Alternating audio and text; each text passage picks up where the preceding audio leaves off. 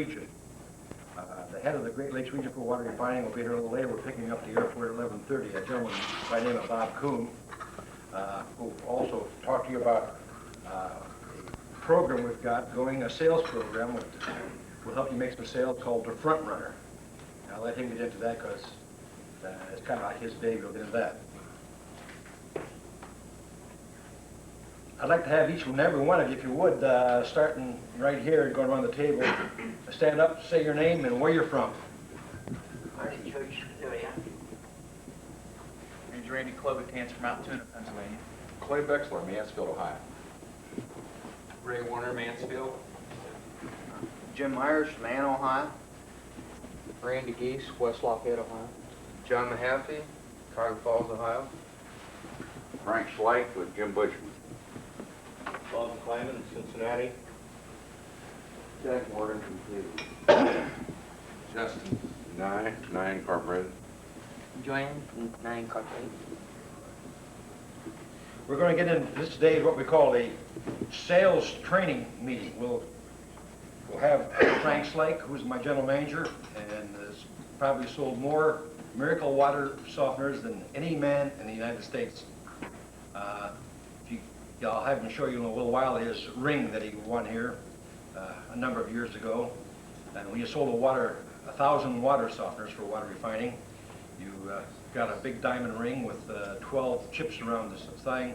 And he just told me he just had it appraised here not too long ago. It's up worth about $9,000 now. Actually, Frank won 3 of them, but at that point in time, they only give 1 away. Now, we weren't smart enough to figure out we should have given them to somebody else. It's one of those things you get smart at as you get older. But Frank will get into the actual home demonstration itself. What I want to cover now is lead procurement. There are many, many ways of getting leads. First, I want to mention one thing, and I hope you all get it in your mind and get it solidified in your mind. Everybody that you talk to is a prospect. There is nobody that doesn't use water. There is nobody out there that you cannot improve their water unless they're one of our top customers where we got a water softener and just water in it. It's kind of hard to improve on that. But Frank, for many years, Frank used to go out and knock on doors. He'd spend all day out there and he'd get his 1 or 2 sales. And I come out the tops here at lunchtime and I come back with 2 sales. Used to bug him no end. But I sit down at the bar and start talking and tell people what I did. And it's amazing how, if you just talk to them, they've got a need. Now, usually if you say, like, you want to buy a water softener, right off the start, they'll say, no, I don't need one. But you start talking to them a little more and you'll find out, yeah, they do. They got some rust stains somewhere. They got some limestone buildup on the shower curtain or the commodes or whatever. And once you get talking to them, you find out that there is a prospect there. And with a little help, that you can turn them into a customer. So number 1, personal approach is probably the best way. Follow up with that is the door knocking. I know this day and age, door knocking is kind of anathema to a lot of people, but it's still probably your best source of business. Now, I kind of talking out of both sides of my mouth when I say this because we don't do any more door knocking. After 24 years, we've evolved to the point where we've gotten past that.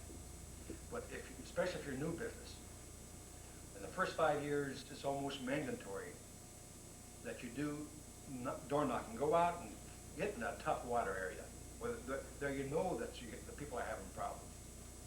And talk to them. Now, we'll show you some of the ways that you can do door knocking that will help you get in the home. One is, in fact, I've just talked to a water refining company. Will be coming up very shortly what we call a squeeze bottle, which is just a little small water softener that you can put in a cardboard box. And put about what you want to do is get 20 of them, and you go up and knock on the door, and you hand these out. And people around you looking at the door, so watch this door knocker coming along. rather than hiding and not answering the door, now they see you're passing out something, and they'll now open the door to find out what you're passing out free. And all you do is drop, we'll say, we're in the area, we are dropping off a new product, a sample of a new product, we'd like to have you try it. We'd like to have you and your husband both try it. Pour water in here, put the thing in, squeeze the water out, and you get a gallon or two of water out of it. Shampoo your hair with it. Make a pot of coffee with it, or a pot of tea with it. Have your husband shave with it. I'll stop back later on some night this week. I'll pick the bottle up, and I'll get you and your husband's comments on it. And then you turn around and walk away. Now, you haven't made a pitch or anything else, but you have left a squeeze bottle there. Try to put 20 a day out. And when you get 20 of them out, that means tonight you've got 20 places to go. The hardest thing about door knocking is having a place to go. You go out, you can go out and knock on door, and all you get, the door slam in your face and the nose. This way, you don't get the door slammed in your face, and you don't get the nose because you're leaving them with something. They will try it sometimes. Now, later on that night or during the week, you go back to those houses and you pick the bottles up. First thing you do, you knock the door and say, did you get a chance to try that little squeeze bottle? Always have your kit. And you always want to have the kit away from the door. Knock the door. When you knock the door, they come to the door, and you ask them, did you have a chance to use the squeeze bottle? If they said yes, did you enjoy it? They said, well, no, we couldn't get much water. I said, well, no problem. Reach for your kit and say, let me step in a moment, and I'll draw you enough water through my bigger unit that we can get started with. Invariably, you get in the house. If they said they didn't try it, it's still the same approach. Well, no trouble. I'll step in, and I'll make you about 5 or 6 gallons of water, so you can really try it. Then you get into the kitchen sink, and then you go on with your regular pitch. But believe me, we will have these very shortly for you. It's one of the finest door knocking and approaches that we ever come by. Many years I had Frank, a guy by the name of Charlie Lance worked for me. Every time it got a little tough, he'd come in, grab a bunch of squeeze bottles and go out and put them out, and he invariably come in for sale.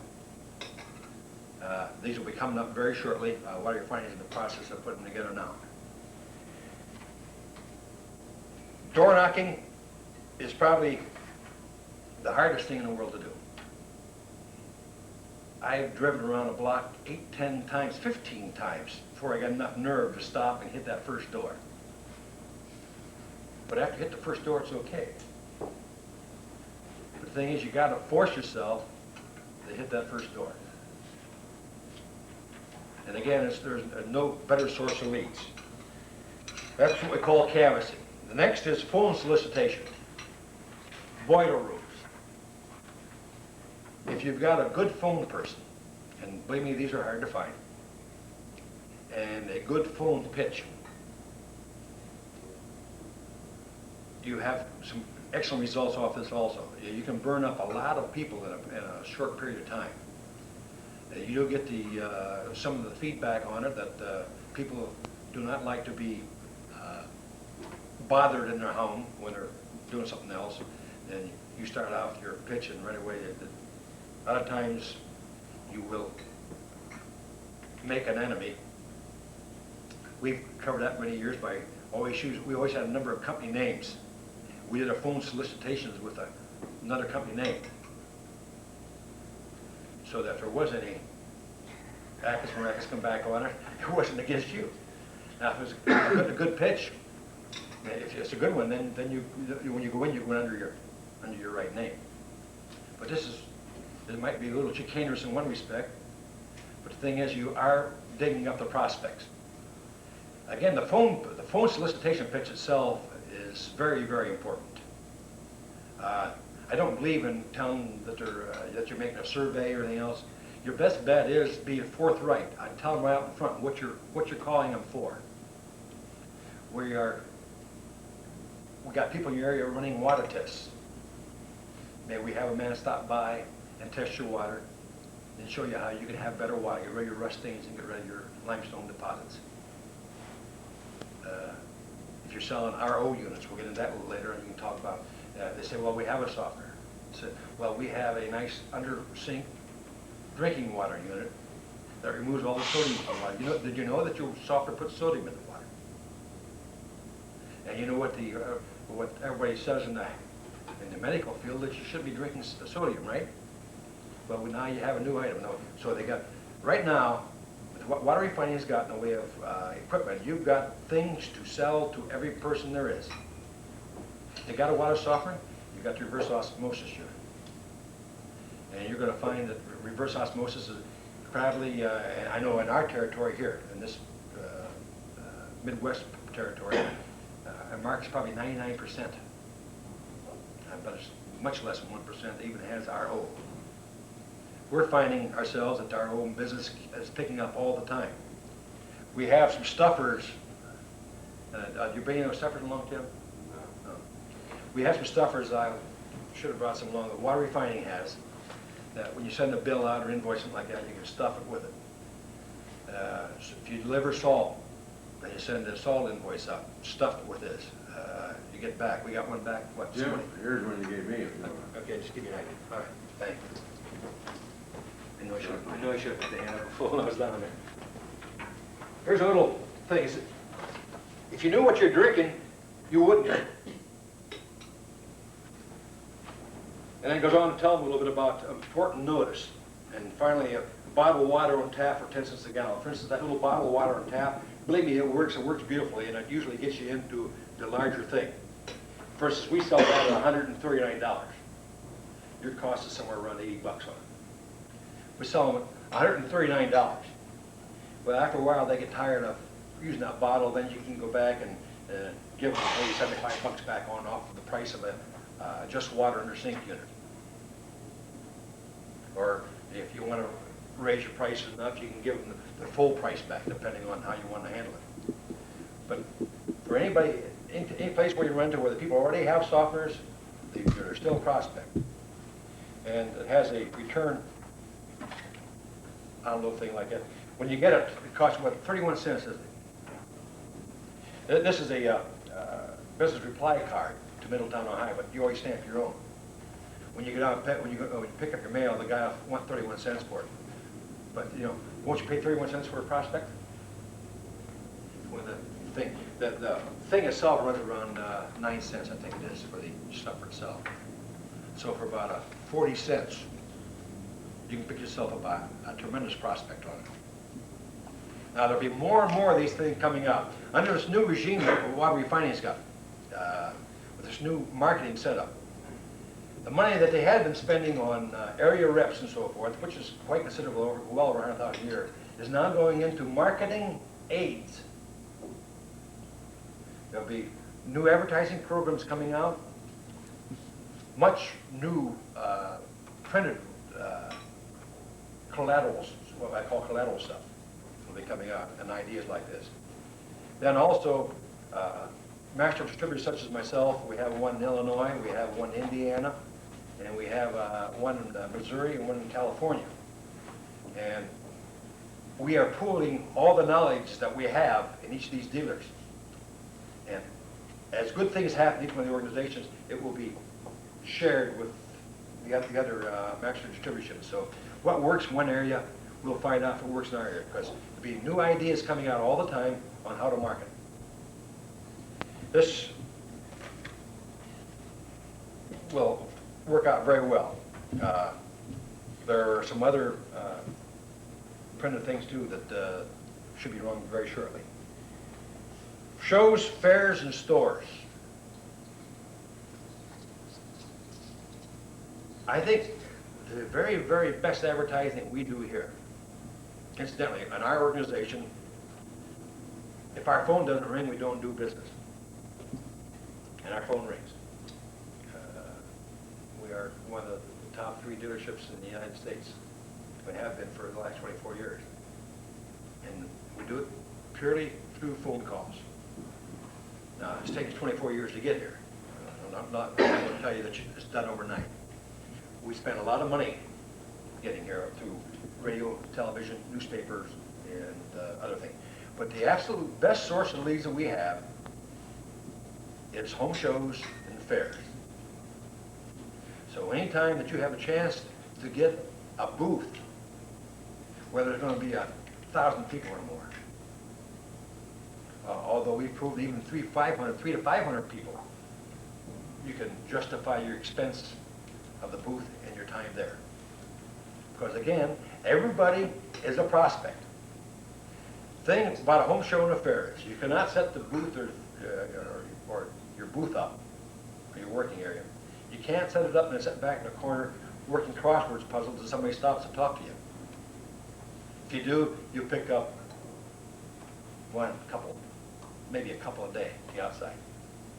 If you work it, what we call working the aisles, you'll find out you increase your demonstrations to 10, 12, 15 a day by working. In other words, as you're sitting in that booth or standing in that booth, and Frank don't even allow chairs in the booth because you have a tendency to sit down and let them go by.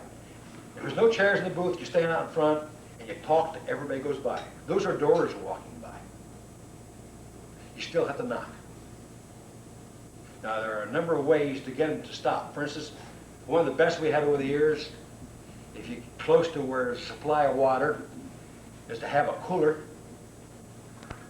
that you can have a spigot on the inlet side before it goes through the so you want to set a cooler up, softener ahead of that, the hard water coming in, a spigot off the hard water, then a spigot off the soft water into the cooler, or used to the cooler. And then let the people try the water before and after. But always give them the after water first. There's a reason for it. If you let them drink the hard water first, it kind of coats their mouth and they don't really taste the difference. Anytime you're going to have a taste test, make sure that they do it with the good soft or the RO water first. Number one, it kind of cleans the mouth out and uncovers the taste buds so that when they do drink the hard water, they're going to taste everything. It's like, you ever watch wine tasters? They always taste the water, the wine, and have a drink of water to wash their mouth out before they have the next taste. Same thing applies to drinking water. The difference between the hard water and soft water quite often will make a sale right then and there. Another thing is have coffee, and give them coffee. Now make it as hot as you can. You want it so damn hot, they got to sit there, wait for them. They can't move away for a while. So I get a chance to talk to them. Because that's all you want to do. You want to talk to them.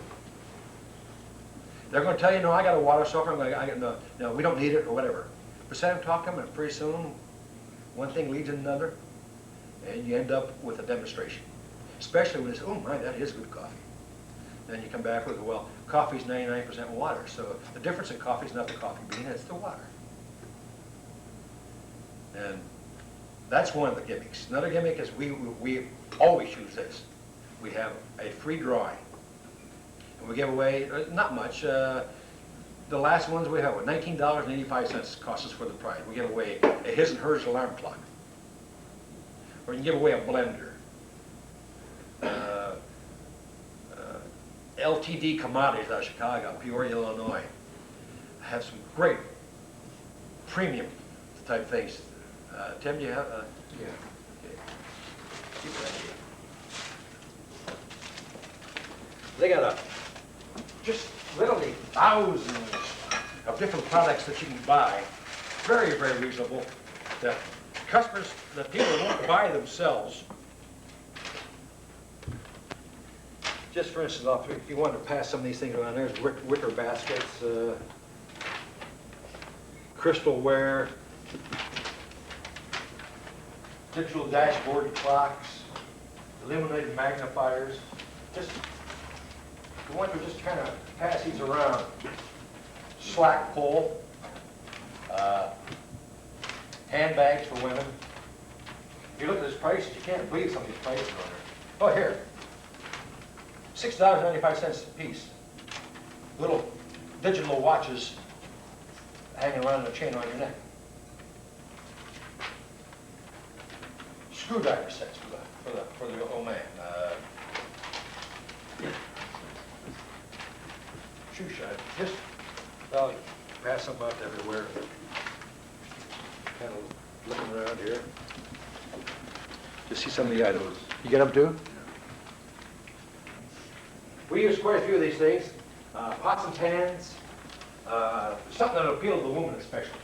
Because that's the one who's going to stop and do the signing up. You get them to stop to sign for the free gift you're going to give away. And usually we give them a choice of two. We'll have two things, not the one for the man and one for the woman. Get them to stop, and then do not talk to them until they got the phone number. They get their name, address, and phone number. Then you start talking to them. And it's very simple and straightforward. How's your water?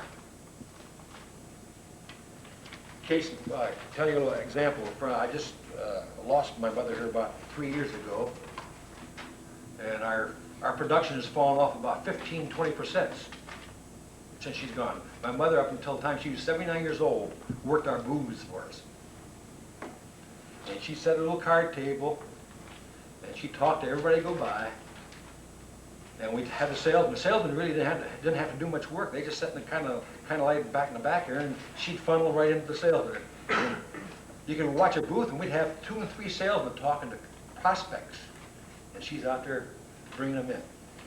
Don't overlook the idea of an older woman, 50 or better, working your booths. You'll find they're very tenacious. They know how to talk to people. They know how to get them in. And all you're trying to do is make an appointment. They don't have to do any selling. You're there to do the selling. Your salesmen are there to do the selling. All you want them to do is make the appointment. You're going to find out the older women do probably a better job than your salesmen will. Number one, they aren't trying to sell anybody at that point in time, and they don't have that sales resistance built up on you. You get a much better chance on it. And Frank, what's on those leads that my versus mom used to make? What was our percentage of getting in on the one she made? Oh, you'd get in on at least 75 to 80% of them. Get in the home, and people know what you're coming there for. The ones that were set at the show, Yeah. definite appointment, you get in on all of them. The only ones that are like where you started, she started, we started calling, in other words. And those you get 50%, and they were good leads. You So- have another lady right now, which is your sister, that's Yeah, yeah. just as good in a little bit of time. That's one of the gals I got working out. My sister, she works part-time for us. She works all our shows for us. We like to have a woman out front. They just make those appointments. You don't even have to have a salesman there quite often. She knows enough about it. She can talk to them about it, just enough to whet their interest and get the man out to the house.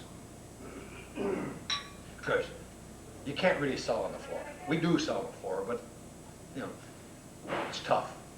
It's easier to sell in the house. So what you want to do is make the appointment and get in the house. And the home shows and fairs is just the most ideal way to do that. Again, that's probably our best source of business above all else. And here's another thing it does for you. When you have your booth out there, your name up there, for instance, like Stark County Fair last year, we had it was our biggest year ever. There was about 60,000 people go by. For 24 years we've been in that booth. For 24 years they come by and they see that name there. And when they are in need for a water softener, subliminally it's still there. So the more places you can be exposed, the better off you are. Because the most important thing is building an image in the market area you're in. The stronger the image you build, the more that phone's going to ring. If you're out knocking on doors now, I know you'd rather be doing something else. And the one way of doing it is by building that self-image. You do it by home shows, fairs, and so forth. Anytime there's going to be more than a couple hundred people, take the time, spend the money to make a booth. Now, you don't have to make an elaborate booth. A lot of people say, well, you know, I don't have anything to make a booth with. All you need is a sign and your equipment and a card table out front. You don't need anything else. Dayton Soft Water. historically the biggest dealer of water refining always have.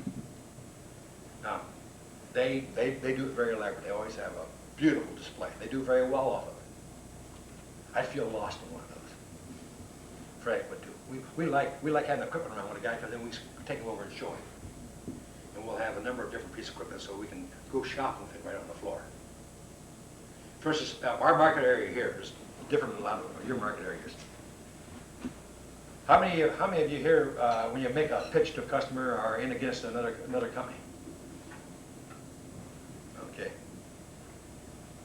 Around here, if we get called on the phone, we can rest assured that they've called 2, 3, 4 other people. So you're in on a competitive pitch. So one of the things we're going to teach here is how to make the water test, how to read the water test, and to make sure that you install the right piece of equipment. For instance, night before last, our salesman Ted was out on a thing. When we walked in the house, he said, the people out was here 2 years ago. And the husband said, no, you weren't. The wife said, yes, he was. She said, you weren't home. Our salesman didn't get the deal because we failed to ascertain that the husband wasn't going to be home. Always make sure they're both going to be home. Always. He made the pitch, checked the water. They had iron bacteria water. We pitched a feed pump and filter plus a softener, which is about $1,900. To get the deal, husband wasn't home. Our competitor to come in, sold him a water softener, an iron filter. Now, rented an iron filter. They got a 5-year lease. 2 years later, they called us in because what we told them was right and what this guy's put in is wrong. Now this guy's going to have a court case. They're going to sue to get out of it. So the competitor's going to have a court case coming out of it because it wasn't. And incidentally, on the contract, the guy even wrote down was iron algae. Got written in the contract, iron algae, and they put a common ordinary iron filter in it. And a common ordinary iron filter will not take out iron algae. Just won't do it. So one thing we want to teach here is make sure you put on the right piece of equipment on the water. Now, sometimes you'll lose a sale tonight on it, but they'll be back. If you know in your own mind that it's not going to work, don't put it in.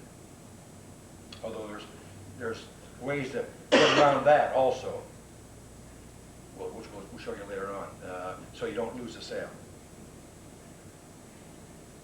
Now, getting into another part of the promotions and advertising. We brought along some tear sheets we have in our advertising here. I wish I had some of our TV commercial we do that I could run on half-inch. I don't have them. I've got them all commercial tape. But we do radio, television, newspaper, the home shows, everything else. And yesterday I had my son Tim here, who run an analysis of the last about couple, 3 months deals here. So over 100 deals, softeners. If you go through your literature pack, you see some of the things that we send out. After we make a sale, we send out some supporting stuff, asking for leads, for referrals from customers, and also to find out answer the questions of how did our people do in the home, what kind of impression did our salesman make, what kind of impression did our serviceman make and our installer, and how did you pick us?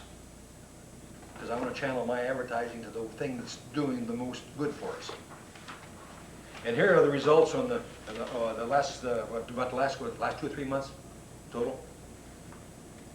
Referrals. 29% of our business come off of referrals. What people call a friend. Now you're going to find, in reality, 80 to 85% of all your sales will have been influenced by word-of-mouth advertising. By somebody's, just mention, well, if they're in a conversation, 2 women, I said, well, I'm gonna have to get a water office, but I don't know who to get. Well, I said, well, why don't you call so-and-so? Just kind of offhand thing.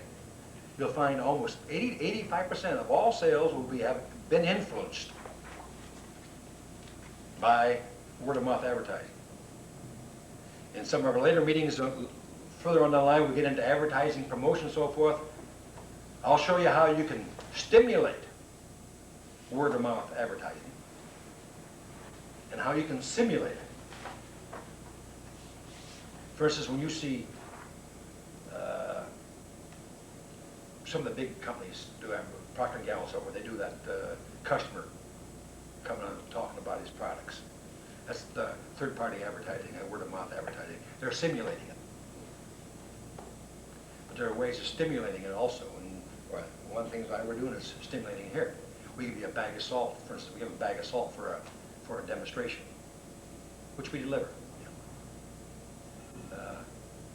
We also give them a bag of salt if they write us a letter telling us why they picked us, because quite often in their letter they'll tell you why they hate the other guy.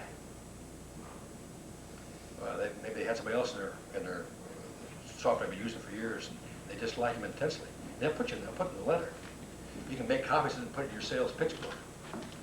Then when you're out there competitively pitching, and they're going to talk about going someplace over here, here's the letter we just got. It kind of stops them from calling. You'll pick up a lot of these letters. Newspapers, 22%. In fact, Frank really believes that newspaper advertising is our absolute best. When I come up with a good ad, believe me, that phone does ring. And a good ad only works for so long. For instance, we had one, we've used about 4 weeks now. 3 weeks good, 4 weeks okay. First 3 weeks it was gangbusters. That thing pop on Monday night. Incidentally, for advertising, if you're going to do local newspaper advertising, Monday night is your best night. A couple of reasons for it. Monday night is usually the day quite often women do their laundry, or they start cleaning up the house after the long weekend. And they're using water. 85% of any chore she's going to do in the house, she's going to be using water. And by 4 or 5 o'clock in the afternoon, by the time the newspaper gets there, she might be real hacked at her water, or she might have some rust stains in some of her white clothes that she just washed, or there've been an extra number of showers and stuff taken in the bathtub, and they got some stains in the bathtub, or it's stained up. And they're a little more attuned to water quality on Monday night. Secondly, and probably the most important, Monday night is the thinnest night in the newspaper. Just remember, when you run an ad in a newspaper, you're in competition with every other ad in that paper, with every news article in that paper. So if you pick a night when the paper's real thin, your ad has a better chance of standing out, of being noticed. And I've researched this for over 24 years here and a couple of years other places. Monday night is by far the best. Sunday, man, you're lost. They've got, how many tab sections they got to send? Then they got all the golden circles and the Kmarts. So they got, you're lost. Most of us don't have enough money to buy big ads, full page ads, or full tab sections. So what you're going to do, you're going to have a 3 by 5 or a 3 column by 2 inch or 2 column, you know, whatever you afford. So you want to get the most exposure you can, Monday night. If you don't take anything else from here, take that with you. If you're doing advertising, go. That's the one night it's going to bring you the best results. Always try to have a good headline. And in our territory, which is so highly competitive, price is a very, very important thing. So we advertise price quite heavily. If you're in a market area where you don't have a lot of competition, you don't have to advertise price. Just advertise product superiority. I don't advertise about what soft water will do. All my competitors do it. They're doing it for me. I don't have to do it. What I advertise is I'm better than my competitor. So I let them talk about salt water. Culligan, for instance, they're great telling you about it. Why you should have a Culligan. But then I can run and tell them, well, the reason why you should have mine rather than a Culligan. Mine's better than his. So all you do is you piggyback it, what I call piggybacking. The best place you can be is in a market area like we're in where everybody advertises. Last night, we got a call, got a man going out. Because the competitor of mine advertised on television. Got him thinking about it. So I went to the telephone book, looked his number up. He saw my ad too. So yeah, I better call a couple of guys. So anytime you're in a market area where everybody else is advertising, you're good. All you want to do is learn how to utilize their advertising to give you a little extra input, a little more impetus. And it can be very easily done. Product superiority is one way. Price. For instance, our computer safe. There is nothing else on the market today that even comes close to a Miracle Water computer safe. Nothing. Now it's also your highest priced unit. I advertise computer safe in almost everything I do, talking about the features that makes it superior to anything else. Never advertise the price. Advertise the price of everything else I have. But when you advertise, make sure you spell out what you're doing.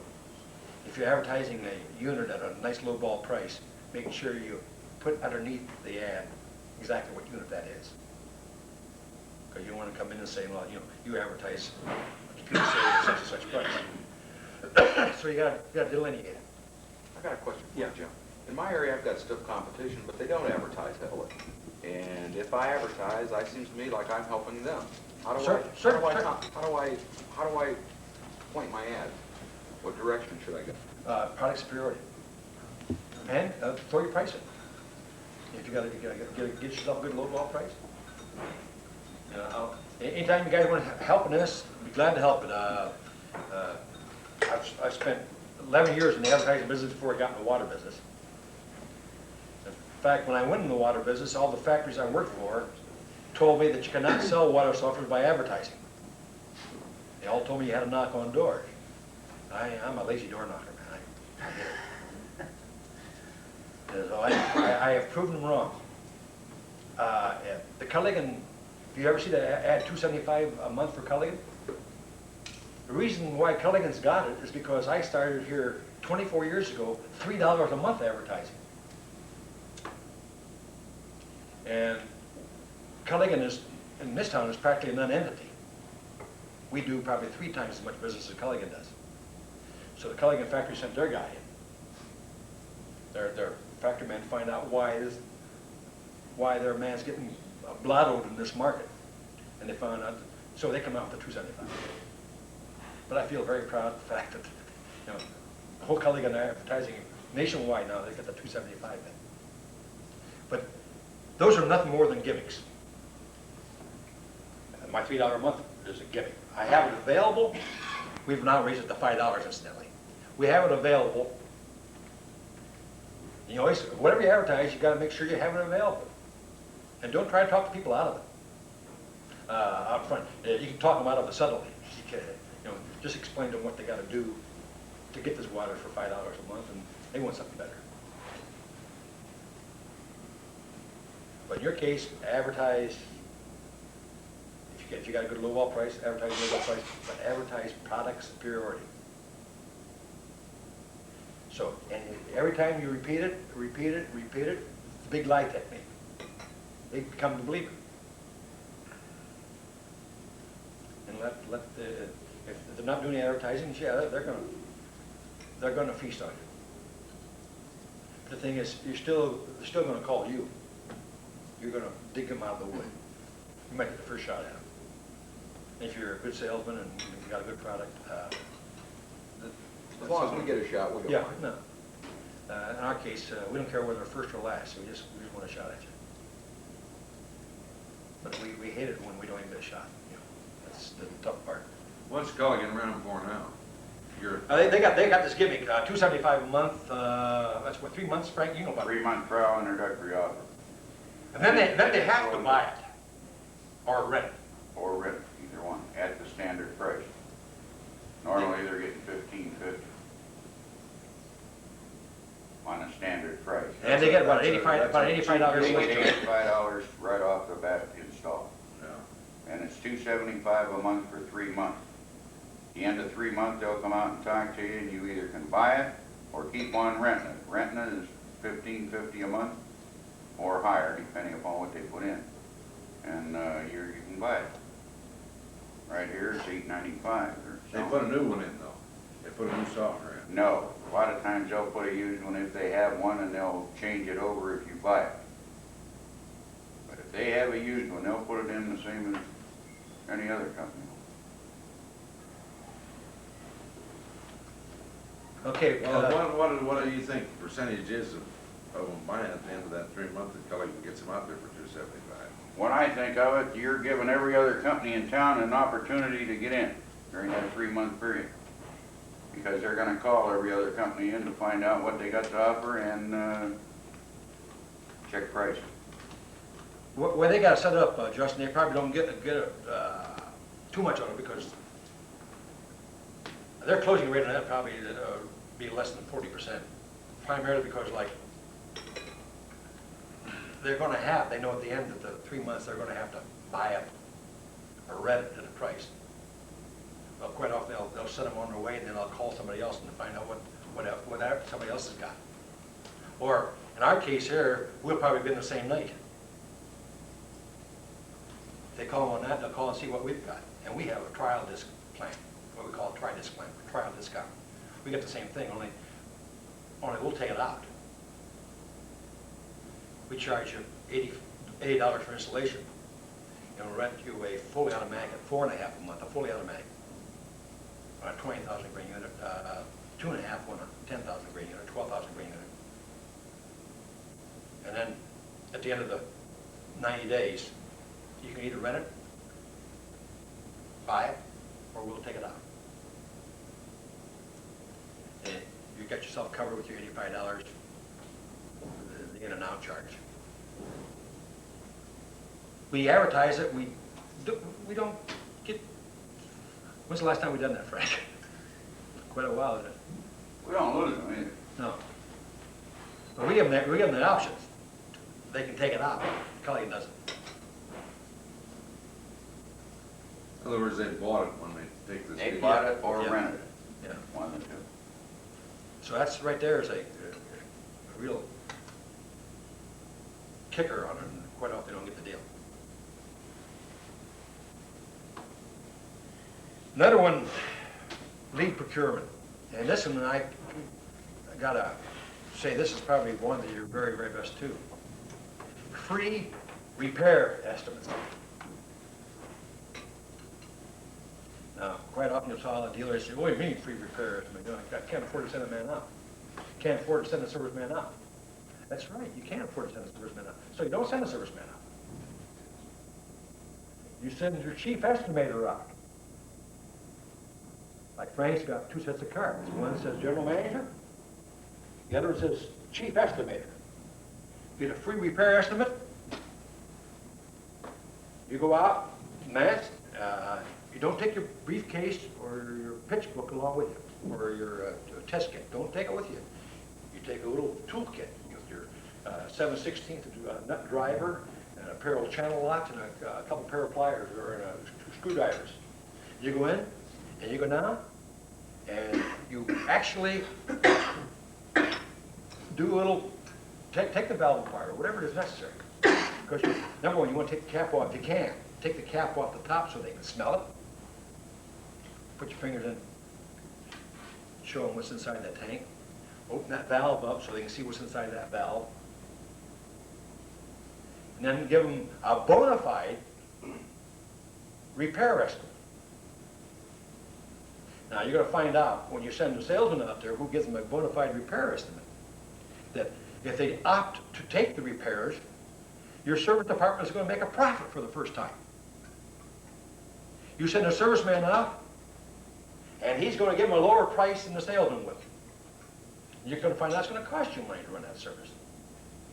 We very seldom ever want a serviceman making any prices or giving any estimates out there. Invariably, they think too small. Now, you get out there and around here, get in, you feel the mineral bed, the mineral school shop, okay, you got a mineral change. We get, what, $195? $190. $190 for mineral change.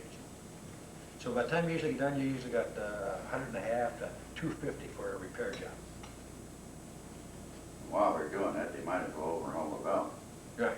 Well, So you do it, tell them, we'll put them top flight condition, as good as condition can be, we'll guarantee our work. But, all right, now for instance, you're gonna send a man out, serviceman out there, he's gonna spend a couple, 3 hours on it. And you're coming up $250?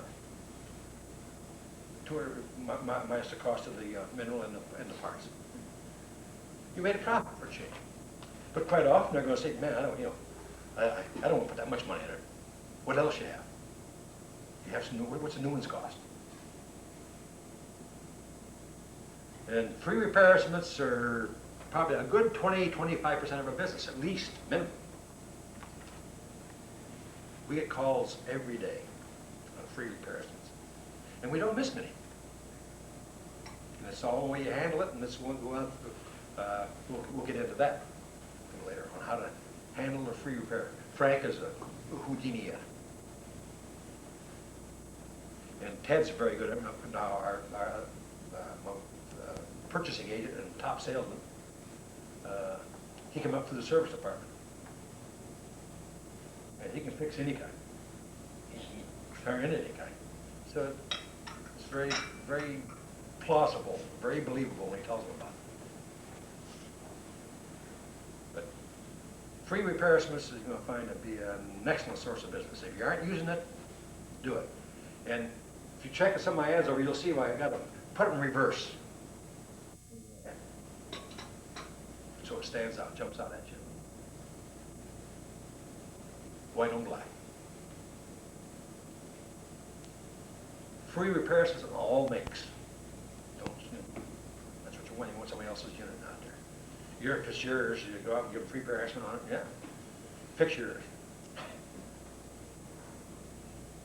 Quite often you can upgrade them. Right now, what, 40–50% of our business is replacement of our equipment that we've sold over 24 years. Okay, that's about where the end of me for lead procurement. If any questions, I'd like to, anybody got any questions at all about it? You're gonna cover the free repair estimate more than I? Yeah, a little later on. Right now, I'm going to get Frank into what we call the demonstration. We don't have a kitchen sink here or such, so we're going to have to kind of, why don't you do it on a table here, Frank, or something like that, or like at the kitchen table. Frank's like, and he built me up pretty good, but truthfully, I don't deserve all that. And I'm going to explain why right now. He brought up a point on advertising, and he does a wonderful job. And it's nice when you come into that office every day, and before I could get in the office, he'd say, you got a contract? He'd take it and hand me another order to go in. That is nice.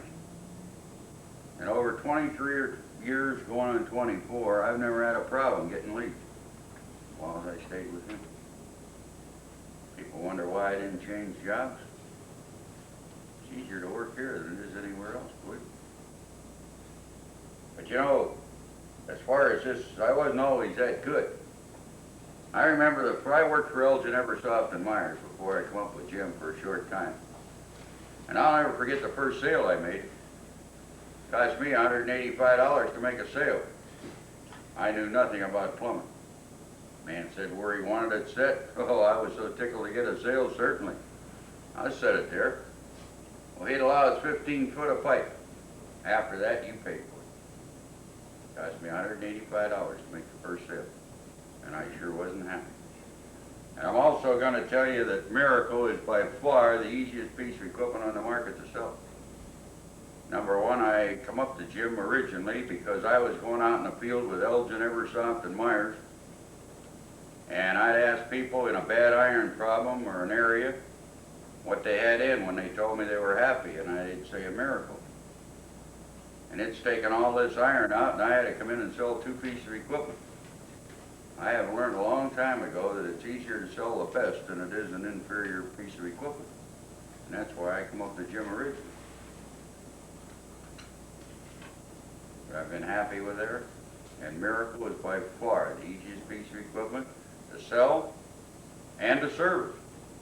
There's nothing to those Miracles. When they talk about free estimates, there's nothing to them going on. And when I go in a home, regardless if it's a sale from call-in, whether you canvass it, or whether it's a referral from another customer, the minute I enter that door, I got a bad attitude, I guess, because I feel that sale's mine. I am so positive that's it. I've got the sale when they let me in a home because they wouldn't let me in if they weren't interested. And if I don't make that sale, it's not their fault, it's mine. And I have seen a lot of times I've rode back to the office and I've talked to myself the whole way and there's nobody else in the car but me. I did something wrong. It wasn't what they did, it's what I did. And that's why I'm a firm believer. If you lose a sale, you're trying to take shortcuts.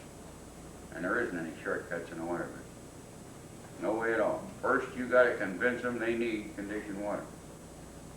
Second, you got to sell them on your product. And third, you've got to find a way to get that contract and get it signed tonight. When I go in that home, I look at everything they've got in that house, especially in the kitchen. I look at their refrigerator, I look at their stove, dishwasher if they have one, everything, because I want to know what kind of a buyer they are. Now, everybody don't sell the same way. When I come to a piece of equipment, I generally pick the equipment according to the price that I think they're going to buy. Then if they change me, or want something better, or have heard of the computer, I'll go to them. But normally I pick the piece of equipment I want to sell because of the price of a buyer that they are. They got a Sears and Roebuck stove and refrigerator and dishwasher, I'll go with the middle class piece of equipment. I am not going to go with the top dollar and get washed out. Because I am a funny fellow, I'll take a half a loaf in preference to none at all any day in the week. I'll come out with something. And working for Jim, there's no reason we don't come out with something. Because number one, I can go clear down to a reconditioned unit. And I can give a 1-year unconditional, 3 years prorated guarantee on that equipment. So there's no reason for me to walk out of that home without a sale or a rental. I don't care if it's a rental, fine. I'll put it in because I'm taking another company off of the market when I'm doing it. And I've always got the opportunity to go back and upgrade them or sell them. I'll take those cheap rentals. Because I am taking Culligan, Lindsay, and all the rest off the market. Now, we don't have a sink, and it's a shame. But I'm going to tell you, when I go to the kitchen sink, number one, I try to keep a clean test kit. It's important to make an image in front of those people. I try to look nice and try to be clean and neat. I think it's half the battle because, number one, if I drive up with a broken down car, I don't think them people want to buy from me. And if I walk in looking like a bum, I'm sure they don't want to buy from me. That's why I claim that the image is half of it. And I make my tests at the kitchen sink and I direct it to Mr. and Mrs. Jones or whoever it might be. And I take them in order, first things first. Because if they have an acid problem, I want to know that right off the bat.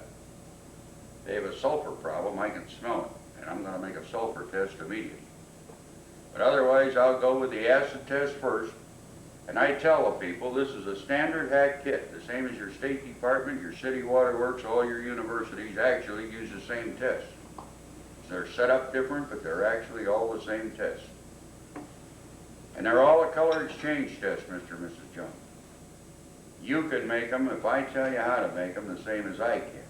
And I want you to pick the colors to make sure that you know how much iron, how much hardness and everything you've got in your water.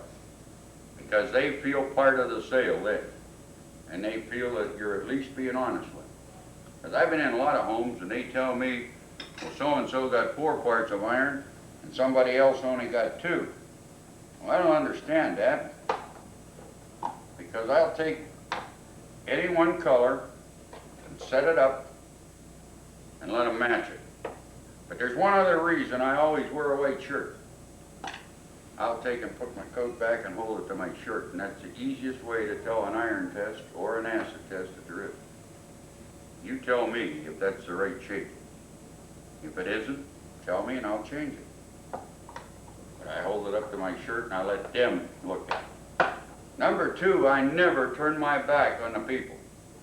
I might get the water from the sink, which I do, but I'll turn right around and face the people when I'm making a test. And I'll let them watch me put the drops in, and I tell them first how many drops is going in, and then match it up with a color. When I make an acid test, I pick out the neutral one first, and I put it up there. And lay it right in there. You can see it. Don't hide anything from the people. I've been in a lot of homes with a lot of salesmen, other salesmen than myself. And they'll make the test and they hide it. Please don't do it. Because they don't know. All they're doing is you're telling them how much iron and how much acid, if any, or if it's neutral, or how much hardness they have. Don't do it. Let them see what you're doing and explain it before you do it, then there's no problem. They know. Because I'm a firm believer that 95% of all sales is made at this kitchen. When you leave the sink and go to the table, 95% of that sale is either closed or lost at the kitchen sink.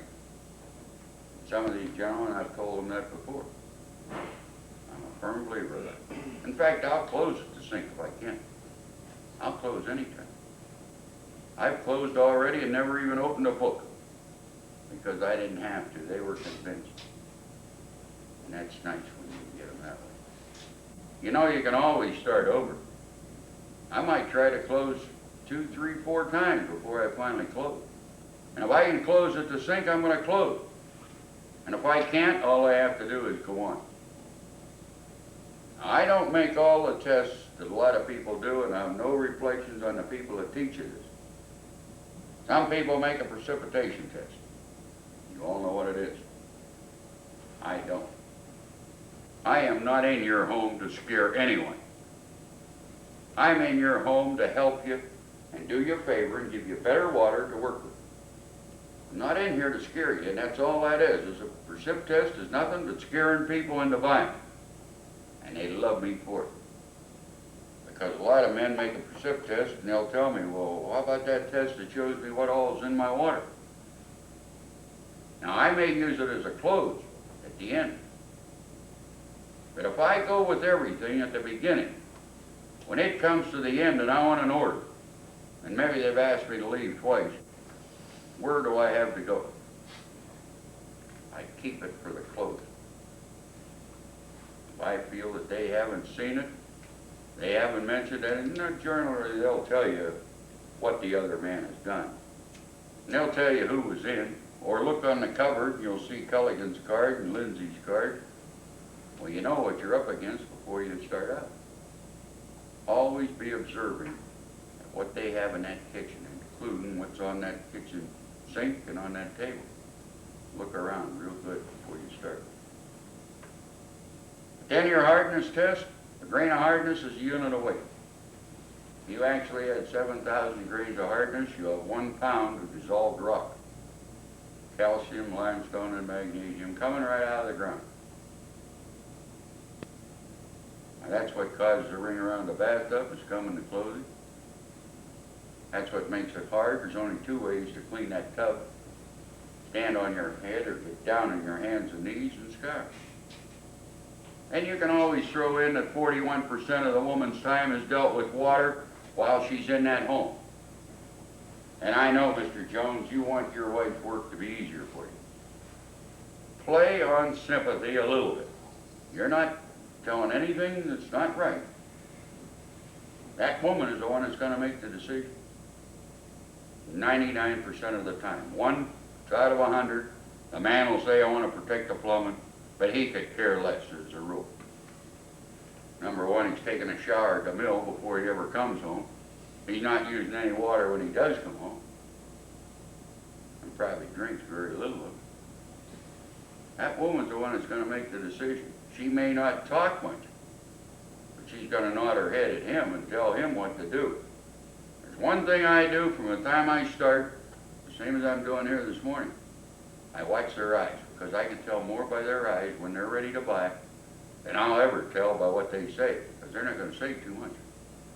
I watch the man and the wife, and especially if she keeps looking at him and wants to get a little nod in there, watch him. And whenever you come to any part that she's interested in, linger on it. Whatever it is, you talk that bathtub or that scum in the clothing, and her eyes light up, and stay with it. Don't change, stay right with it. And naturally, you make a soap test. I got 2 bottles here. One will be hard water, one will be soft water. Now in that soft water, I'll put 3 drops in and make sure that miniature is working. Before you go out, when I was going out every day selling, Jim will verify the fact that I regenerated that miniature every morning. Well, it takes you 10 minutes or so. Every morning that miniature was regenerated. I take that test kit in the house at night in the wintertime, because those reagents will not work if they're cold. And they will freeze, and that miniature will freeze. I take it in the house every night, bring it back out in the car in the morning. Only takes me a minute to do it. But I have these 3 bottles, and I'll put 3 drops of a pure soap in the one, and I'll put 60 in the other. I can put 60 in with 20 grains of hardness or 10 grains of hardness, because all I'm getting, the first 50, is a scum and a soap curd. Now these are your water, both of them. The only difference is one I run through a miniature water conditioner. Now I asked them on the hard water which one they like with the soft. That scum, you can show it to them, hold it up to the light, and you'll see the iron. The red is your iron, or the yellow cast. The gray is your hardness. Hold it down, you'll see the gray predominant. And I don't care if you got a half a part of iron, it's going to do a lot of damage. I tell them naturally, they're going to look in the back of their toilet over the period of time or weeks. Have you looked in the back of your toilet lately? Now that is supposed to be the cleanest water you got in your home. There's more water goes through that toilet per day than any one faucet you have anywhere in your house. Why is that dirty? Why is it iron in there? Why is it red? Why is the scum in there? They know it's there. They might disagree with you, but ask them to go back and see it. In fact, before I leave this sink, the next place I'll go is to the toilet, because I want to see if they got iron bacteria. And that's the only place in a home you can tell. And even in a new home, you can tell it 3 weeks after that toilet's turned on. The first thing I look for is bubbles along the edge of the toilet tank, on the water.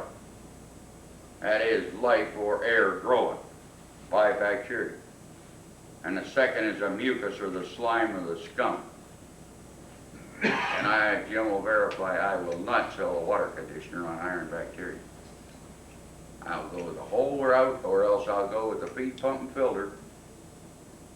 And if you don't want the softener, fine, but the feed pump and filter's first. Now once in a while they'll say, all I want is a water conditioner or softener. Fine, I'll sell it then. But I'll stipulate in the contract, I will sell you a feed pump and filter at X number of dollars later on down the line if you tell me it's not working to your satisfaction. But I put it in the contract. That way you have no problem. I'll even give you a little discounted price on it, because you're buying 3 pieces of equipment instead of 1. You don't have any problems that way. As long as you're open and honest with the people, you have no problem. Well, let's assume, for the sake of this test, that each one of these is a month's supply of water in your home. That's a fair comparison. They're both the same amount of water, right? And get them to say yes on any question you ask all the way through. Now, if Mr. and Mrs. Jones says yes to me, all the way down the line for an hour and a half, how can they tell me no when it comes to buying that unit? There has to be another reason. Let's say these 3 drops represent a bar of soap or a box of soap or an expenditure of a dollar bill. Let's divide 3 into 60. And what do you come up with?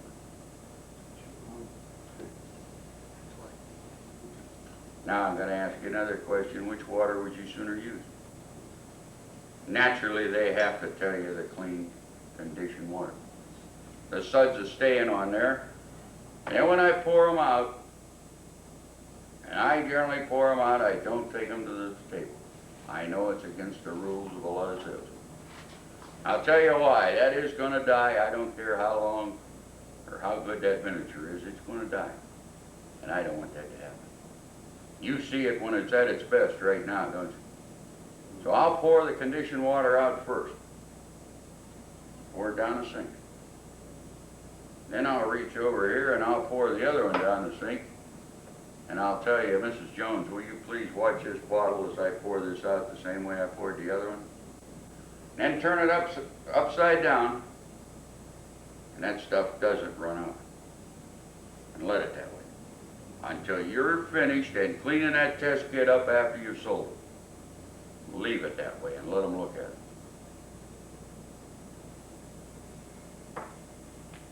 And you're paying for a water conditioner whether it's hooked up or whether it isn't. Water conditioning will do 3 things in your home.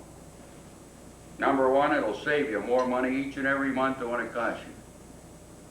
Number 2, it's an insurance policy or a protection on at least $2,000 you got in plumbing, hot water tank, fixtures in your kitchen and bathroom, washer and dryer. And number 3, if it didn't do a thing but give you the convenience of using it, it's well worth it. Because again, Mr. Jones, 41% of your wife's time is dealt while she's working in this home with water.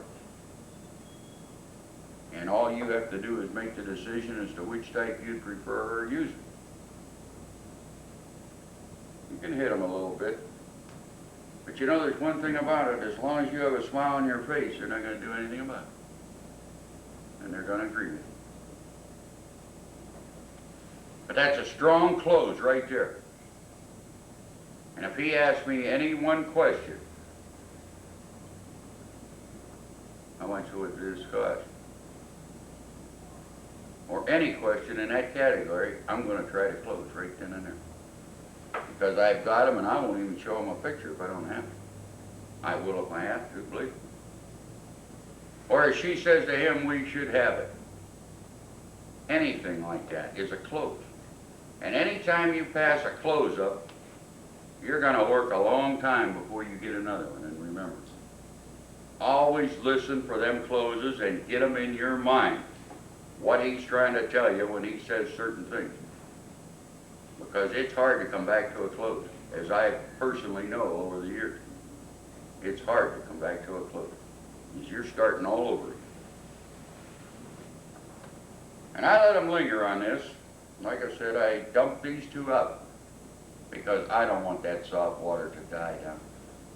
No way.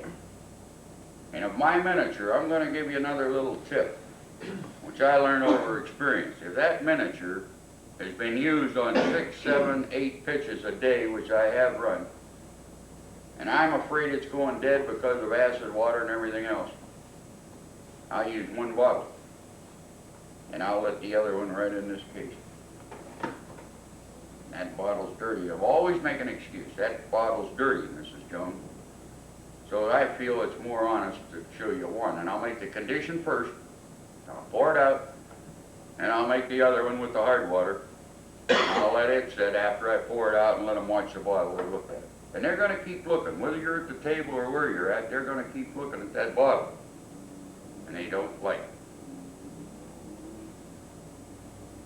Then I'm going to ask them, may I have a few minutes at your table? Always ask them nice and may I. Don't say let's go to the table. May I have a few minutes at your table with you and show you a few things, and then I get the briefcase up. I believe this briefcase, oh, there's one thing I forgot. Get one of these if you don't have one. So you can make distilled water or iron-free, hardness-free water. Because if you go over 5 parts per million of iron, don't believe it. 5 parts is the limit. 8 parts of iron could be 24, or could be 15. Then dilute it. Cut it 2 to 1, 3 to 1, whatever it is. Divide it down or multiply it up when you want to see exactly how much iron they have. I take it to where I get at least 3 or less. And then I'll multiply. Because I can take 8 parts of iron, dilute it, and you'll end up with 20 parts of iron. It's something that's a must. Every test kit that should be carried. Yeah. Maybe you can explain a little better about 8 parts of iron on you're talking color comparison. I'm talking on the color chart. Okay. 8 parts of iron, it'll look, say it looks like, what are we at here? 7.5 or 2. Let's get one up here that, Get a 10, get a 10, I got 10 here. yeah, I got 7.5. Okay. That will look 7.5, it'll look like it's gonna match pretty close. But it isn't. It can be 20 parts of iron, and I don't go by that figure at all. That's why the 10, forget it. I don't even try to match it up. When I hold it against the shirt, they're gonna say, well, that matches, but if it's over 5, I'm not gonna give them the opportunity. I'm gonna dilute it to where I get 3, and then we'll go from there. If I dilute it 3 to 1, I'll multiply it at the end to find out how much iron's in there. Bill Stone, our service manager, really taught me that a long time ago, and it works. There's another thing on the hardness test that I'm going to give you secret. You know, if you have a real high iron content, you can't get a hardness reading a lot of times. You'll go up and put 130 drops in and it will not turn color. So all you have to do is put 3 drops of number 3 in first. Then start over. 3 drops of number 1, 3 drops of number 2, and start with 4. The number of drops it takes to make it blue is the number of grains of hardness per gallon in your water. And you'll come out maybe with 30 or 40 instead of 130. They will not change color unless you put 3 drops of number 3 in first. Then start over. 1, 2, and 3. Start with 4 on your third. And it'll change color. I was in against a company, Ted and I, not too long ago. We happened to be in the house, and two Apex salesmen, another company, come in. And they made 5 trips down the basement getting water out of a pressure tank and couldn't get it to change color. And I had made the test, and I come up with 32 grains of hardness. So I told the man, I says, may I try it again for you, and if I prove to you that you got 32 grains of hardness, because it will turn, will you agree with me? He said, certainly. So I sent Ted down, he got another sample of water, and I made the same test, and it come out exactly 32 grains of hardness. It worked. We made a sale.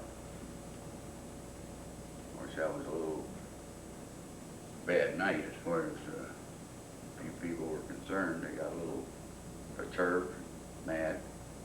When the other company left, they were so mad they forgot their test kit and briefcase. They had to come back and get it. But we had a sale. But it works. If you're honest with people, you don't have much problem, believe me. But when you get them to the table, I like my briefcase, even though I tore the zipper and broke it here the other day.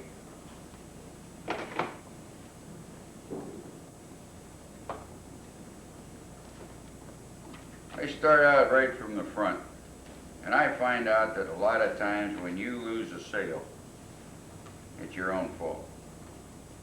First page, I carry the guarantee. I know you're supposed to carry something from your company, but I don't. Then I have the magazine companies. Life, Better Homes and Gardens, McCall's, they all tell you the same thing. Soft water is cheaper than dirt. Soft water for better living. All I'm doing is getting the people interested in soft water. And I go to the plumbing. Then I linger toward Mr. Jones instead of Mrs. Jones. You know, if you've ever taken a pipe apart, what you have in it. That is nothing but hardness and iron or a building. Take a hot water tank, 1/9 of an inch of scale, will weigh 16 cents on every heating dollar. Now, if you'll notice, I still stick with the old figures. And the reason I do, until the prices go up a lot higher than what they are now, I'm not going to change. I don't have to, as long as I can come up with the payment on a 60-month payment plan. I don't have any problem. Hair, soft water, an essential tool in all beauty salons. There's a picture of the hair, and it tells you about a hairdresser. I'm sorry you can't see this. I can hold it up.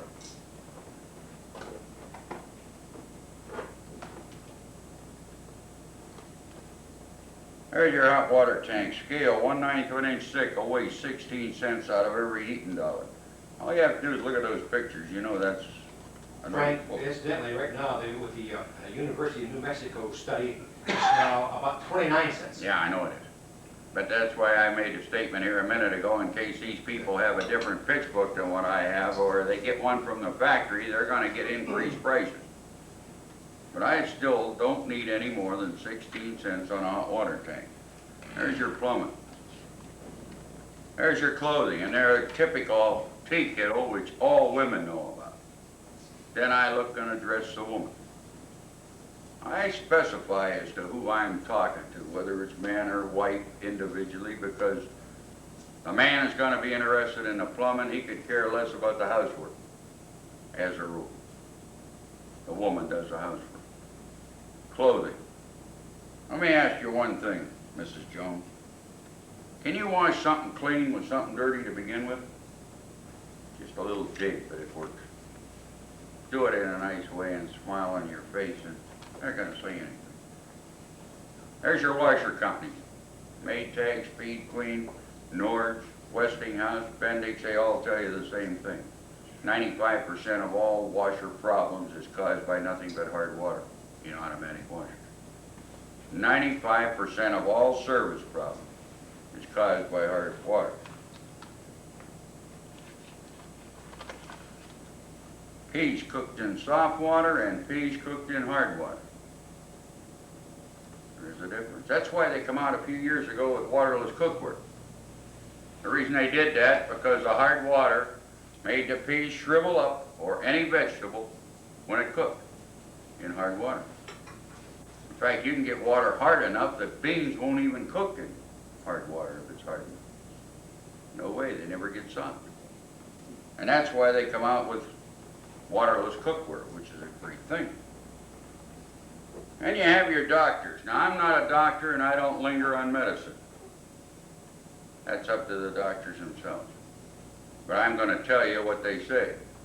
Here's a hard water. There's a reprint from the Medical Times, which is your doctor's Bible, by Dr. Thomas Dutton.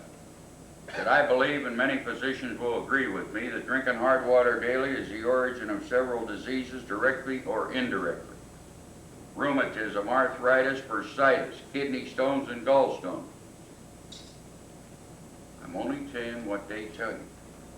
If they linger on, if they talk about it, fine, then I'll stay on it. Here's hard water. Skin irritation on women's hands have increased tremendously since detergents have been manufactured as substitutes for the common soap. What did your grandmother use years ago? She had a rain barrel out and washed her hair in. They used Fell's naphtha or any pure soap. Care of the Body by Dr. Philip Lovell. Then we're going to come to a soap page. If you notice this soap page, bleach is 24 cents a gallon. So the prices are pretty low.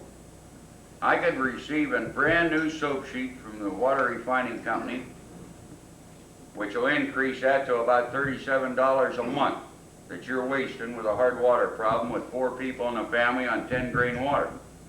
I don't need it. No way do I need it. Now I'll ask any woman a question.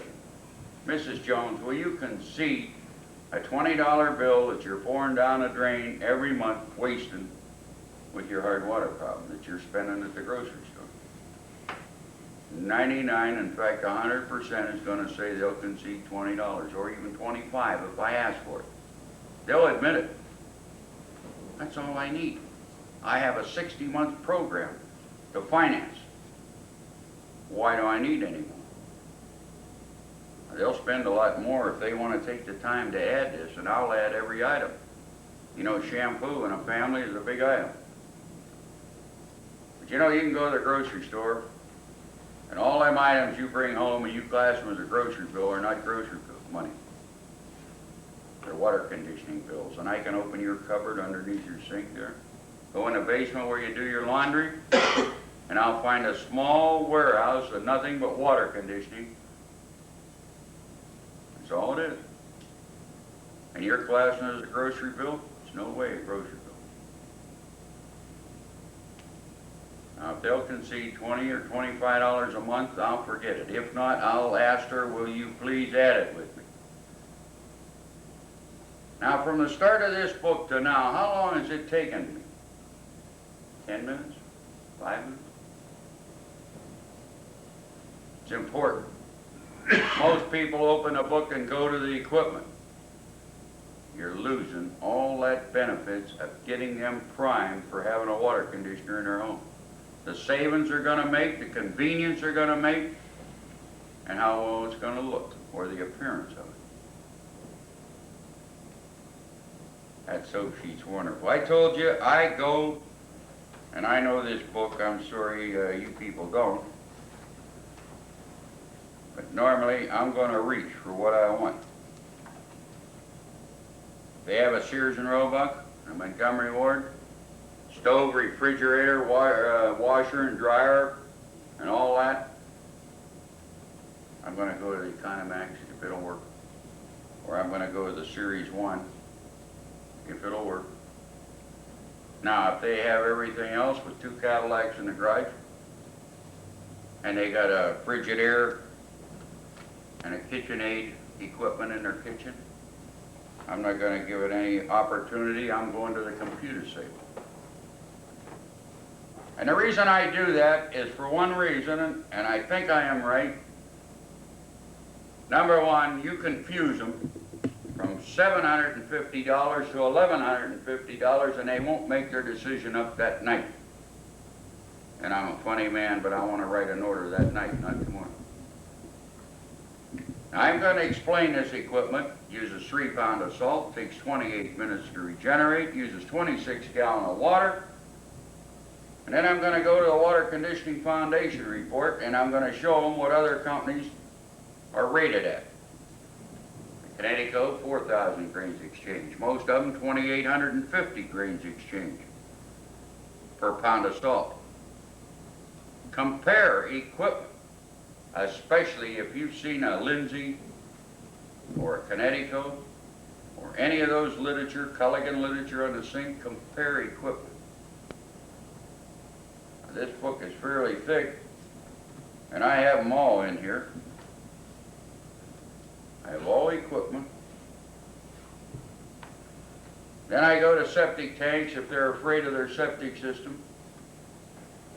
What the State Department has told you. And after I give them the price of their equipment, I believe in pausing. Be quiet.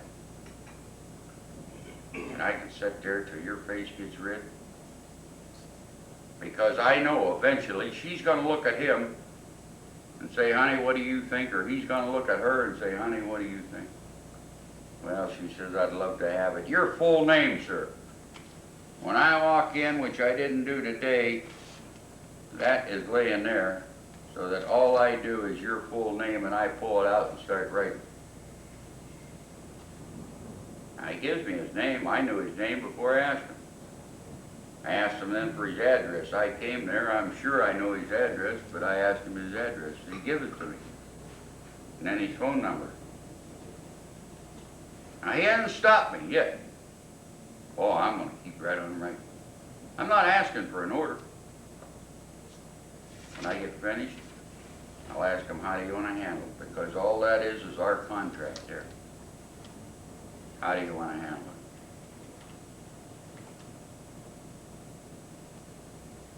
They know I can give them 60 months because I've told them that. They know I've been known to accept cash because I tell them that. I'll give them 90 days through our company. But now the point comes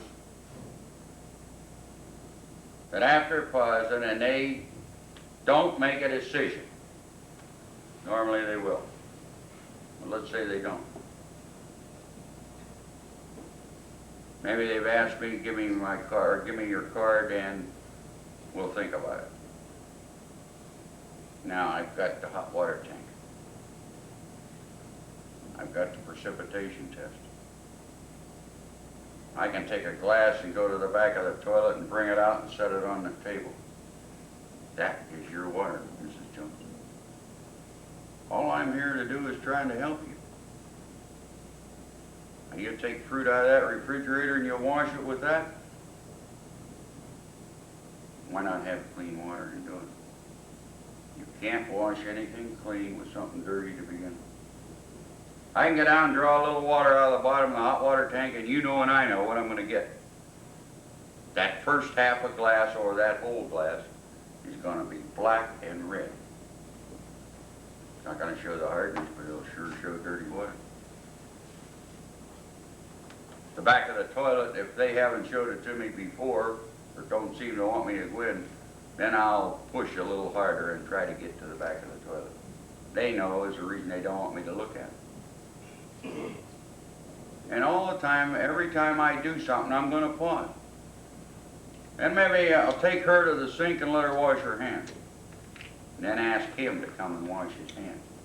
I've got all these closes. I don't have to leave because they asked me for my card. And I use them as closes.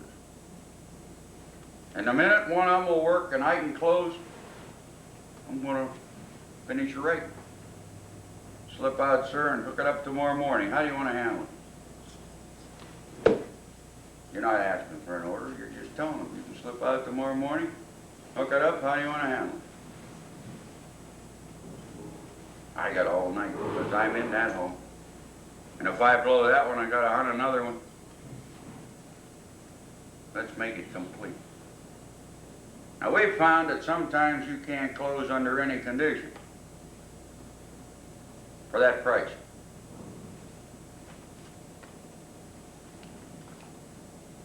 There's from a manual to an autotrol to a fleck. I got anything I want. How can anybody beat my prices? Or I'll go the other way, and if you notice, I'll come to the used equipment. Now, those used equipment that you see in our showroom floor are anywhere from 5, 8, 15 years old. We get $450. You can't buy a Sears and Roebuck for $450, and I'm giving you a 1-year unconditional, 4 years prorated guarantee on it. How can I walk out of there without a sale? Or a lease? Either one of the two. We got leases from $8.95 on up. We don't rent them for $8.95 very rarely. I got them if you need them, and they'll work. Fine, if that's all you can afford. But how can I walk out without a sale of some kind? Now, even though I'm not making much money on that, I've taken them off of the market for the other companies, haven't I? So when they get a little more money, I'll even go this route. I'll give you almost all of what you paid for that unit against the new one when you can afford it. There's a strong close. Real strong. And it comes to a point you can't even sell them recondition one. Now, we have an expression that Jim taught me, because I have to find out what's bothering you or what your problem is. Now, Mr. and Mrs. Jones, besides what you've told me, is there anything else on your mind that's bothering you? In other words, I'm trying to find out if your credit's bad. But you haven't told me yet. Now, I might ask that 2 or 3 more times before the night's over. Mr. Jones, is there anything else bothering you that you haven't yet told me? There's something in the back of his mind. Now, they're going to give you all kind of excuses. I want to think about it. I have everything that every other company has, but I got the best, which is a miracle. Now, I smile when I say this, but you can go in the living room. You can sit in that couch from now till next Monday. Or you can go and lay down from now till next Monday. At the end of that time, you don't know any more than you know tonight. Now, while I'm here, I can answer your questions, and let's get to the bottom of it. They really don't mind. And I've never had anybody throw me out of a home. But they have to tell me 7 times before I'm going to leave. They don't really mean it. I've also closed after I closed the test kit, the briefcase, and then I'll start again. Something has come into my mind that I feel I may be able to close. I'm going to give you a real strong close. Ask them to go back down the basement to take a look at their equipment or the plumbing. It may cost you a $50 bill. Boy, this is an easy installation. If you feel it's a price problem and that extra $50 is going to make the deal, my opinion is take it. A half a loaf is still better than none.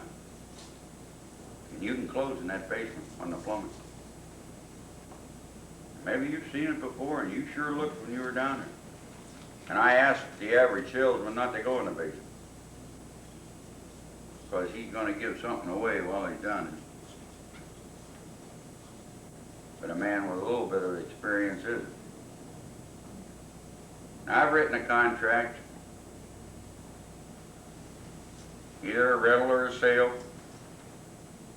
and I have one firm belief I was taught by Jim, and it is the best. Make an excuse to get out. Mr. and Mrs. Jones, I'm sorry I've taken so much of your time, but I have another appointment and I have to be there right away. I have to leave. I would love to visit with you, but I have to go. Because every time you stay for that extra half hour or hour, you're going to give them something. Oh, you're going to give them a 5-year supply of soap, and do some extra plumbing, and bypass their outside spigots that they just thought about. You're going to give them something. Get out. And there's one thing while I'm doing this, which nobody butted in, or I was going to use it for that purpose. When I'm going through this book, and when I'm at the kitchen sink, talking about water, that's all I want to hear. I don't want to take a trip through Pennsylvania or West Virginia. Anytime they stray from the water subject, I'm going to bring them right straight back to it. Now, maybe if we have time after this is all over, I'll talk to you about that. But right now, keep their mind on water. And don't let them forget what you've tried to explain to them for the first half of this book. Keep it right there on water. And get out after you've made the sale. Because invariably you're going to give them something if you don't.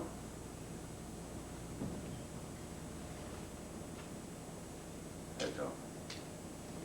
Any questions I will be glad to try to answer. And I'm sorry there wasn't a sink up here, and also at a table where you could see this. But anybody who wants to look over this book is more than willing. I mean, it's pretty thick. But it's complete. There's anything in there that you want. And I'll show it then. Yeah, Randy, go ahead. Yeah, Frank, whenever you go into a home and say the person is already sold on soft water, they're replacing another refiner or softener or something, do you necessarily go through the selling aspect of No, soft water? sir, that's why I said when I first started, there's difference in every appointment you go on, whether it's a call-in, whether you know the people, whether it's a canvas deal, whether it came from the radio, whether they have a conditioner in and used it for 20 years. I'm not gonna sell them on soft water, they're sold. Then I'm gonna stick to equipment. Go straight to that. I'm gonna check the water if it's on a well. If it's on city, I know what the water at Alice is for all the towns around in our area. Then I'm gonna, if it's on a well, I'm gonna check their water, both raw water and coming through their unit. Then I'll know exactly what I have to go to. You don't even use the soap test as a, They know what soft water is. nothing to sort of put in front of them to look at and help to close on them. No. Just Go to the equipment and sell it. Write your contract and leave. And after you write a contract, the sooner you get the equipment in, better off you are. There is a thing known as buyer's remorse. What about They bacteria? will get Check it. for that? Bacteria, I want feet pumping filter. Well, I'm saying Or an those people ignitor have and- already got a unit. Do you check for that? Certainly, I check for it. I can still tell in the back of the toilet if they have 2 units in it, it's gonna show. Frank, I got one for you. How about you go in and you make your presentation and you go with your, let's say your computer save. Then you find out they want something a little less expensive, so you show them I'll something swing it. else. You show them something else. Then how do you get over the fact that they've now seen so much stuff that they can't decide which way to go? How do you No, how do you I'm do only that? gonna show them 2 things. If I go to Series 1, I'm not going to Economax until it's an emergency that I have to. I'm staying with the Series 1 from the computer. Well, I mean, if you go from the computer down to that, and then they say, well, geez, don't you have anything less? What do you do? What are you going to do then? Are you going to go to your reconditioned equipment? No, not at first. If I drop $200-300, that's a lot of drop. I know the line that the other companies are selling, and I know what they're getting. As I told you before, Culligan's $8.95. Now, we do have one in our area that we have to worry about. Because prices don't mean anything to him, he'll go any price. Okay, but the guy pops up with, gee, after you showed him the Series 1, well, I saw one at Sears for $3.99. What are you going to do then? Number 1, Sears and Roebuck equipment is designed for no more than 2 parts per million of iron. If I'm on a well, he's over 3, I got it licked, or over 2, right? Well, it's not. It'll work. It's on city water. It's 10 grains hard, no iron. Fine. Okay. Then if you want the same thing, I'll go to the Autotro, but I won't show you the Series 1 in between. Yeah, but you say you already did because you didn't Then realize. I'll drop again. But this is a different manufacturer. Instead of 2 moving parts in the valve, there are 19 moving parts in the Autotro. But you're not going to show them your reconditioned equipment. at that Not point. till the end. Now, if they wanted new or they wouldn't have called me. But before I go out of the house, I'm going to the reconditioning equipment. Well, to a point, you gotta play it by ear. That's right, What line of auto control do you sell? 155 series. Yeah, but I mean, what manufacturer? We get them from Radiant. It's Chicago. They're all the same. Radiant or Autotro's Autotro, regardless of whether they put a structural fiber or what tank they put on it and what mineral they put, it's still an Autotro. Well, Bruno uses it. Brunner uses it, a lot of manufacturers, about 9 different manufacturers use it.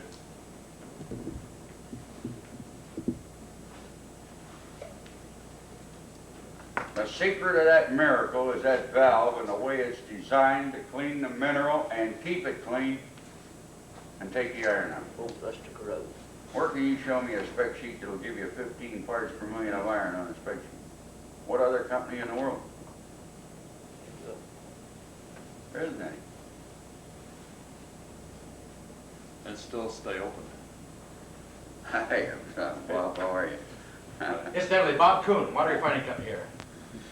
I have to say, hello. Hi there. All right, Jimmy.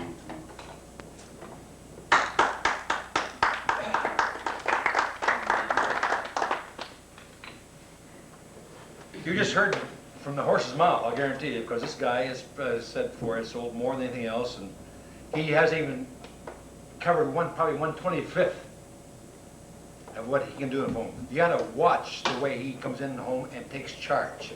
And this is the whole answer. You were called out there because you're an expert. So carry it off. The thing we want to express more than anything else, though, is make sure that you make a bona fide test. Know what you're testing for.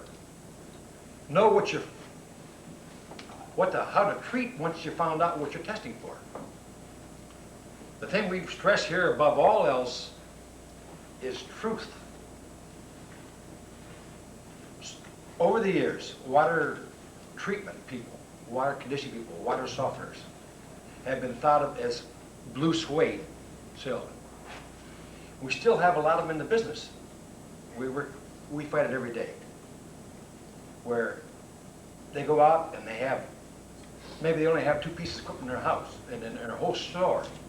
So they go out and now you got a pitch.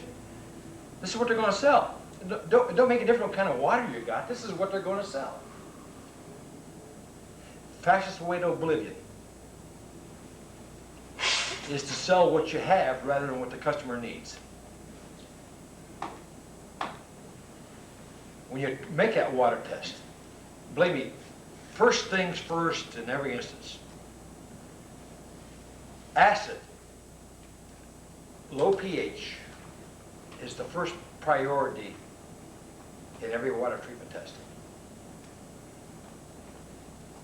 If they have acid, anything below 6.8, we say 6.8, Wes McGowan, in our article there, you see an article written by Wes McGowan for the Water Technology magazine, which is probably the best thing I've seen in 25 years on how to treat water and what to look for. He said 6.7. Wes McGowan is marketing director for IANAC, one of the world's largest manufacturers of mineral. So he might know a little more about it than I do from that end. But we know a little bit more about it from out here in the field. 6.8 is where I break point. At below 6.8, you start your corrosion factor. You'll find that if you have iron, most instances, now there are exceptions to rules. Most instances when you have a 6.7 pH, and you put a water softener on, they got 2 parts of iron, at least 1 part's going to come bleed through. You're still going to have a rust problem. Say that again. Anything below 6.8, you put a water softener on, they got 2 parts of iron, 1 part of iron is going to come through. It will not take the iron out. Now, what do you do? In the ion exchange process. Ion exchange, right. It just won't work. Although we have run in cases where they got 6 pH and they got a such and such softener on, and it's taking it out. But 90% of the time it will not. So we operate on the higher valence. If it's below 6.8, we'll recommend. If it's 6.5 to 6.8, we'll recommend the water refining 102 model, which we call Special N, which is a special mineral, sacrificial mineral. It's AAA, it's Arizona AAA, really. It's a great iron removal unit. If you've got a heavy iron problem and versus low hardness, you cannot get anything better than the water refining 102 unit. It's a 40,000 grain size, about a 1 1/4 cubic foot. It uses about twice as much salt. Versus a 1 1/4 cubic foot will only give you about 22,000 grains of capacity.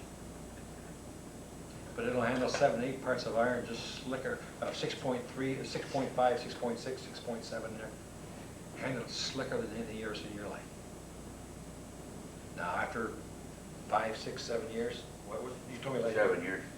7 years, Tell you to change. you might have to make a mineral change. Although we've had them for 10 years. 14 years we got them on All right, there, 14 one years. lot. You just talked about the other day, we run one 14 years, still working beautifully after 14 years. About 7 parts iron with it? Yeah. The whole allotment's got 5 to 7 parts. If it's below 6.5,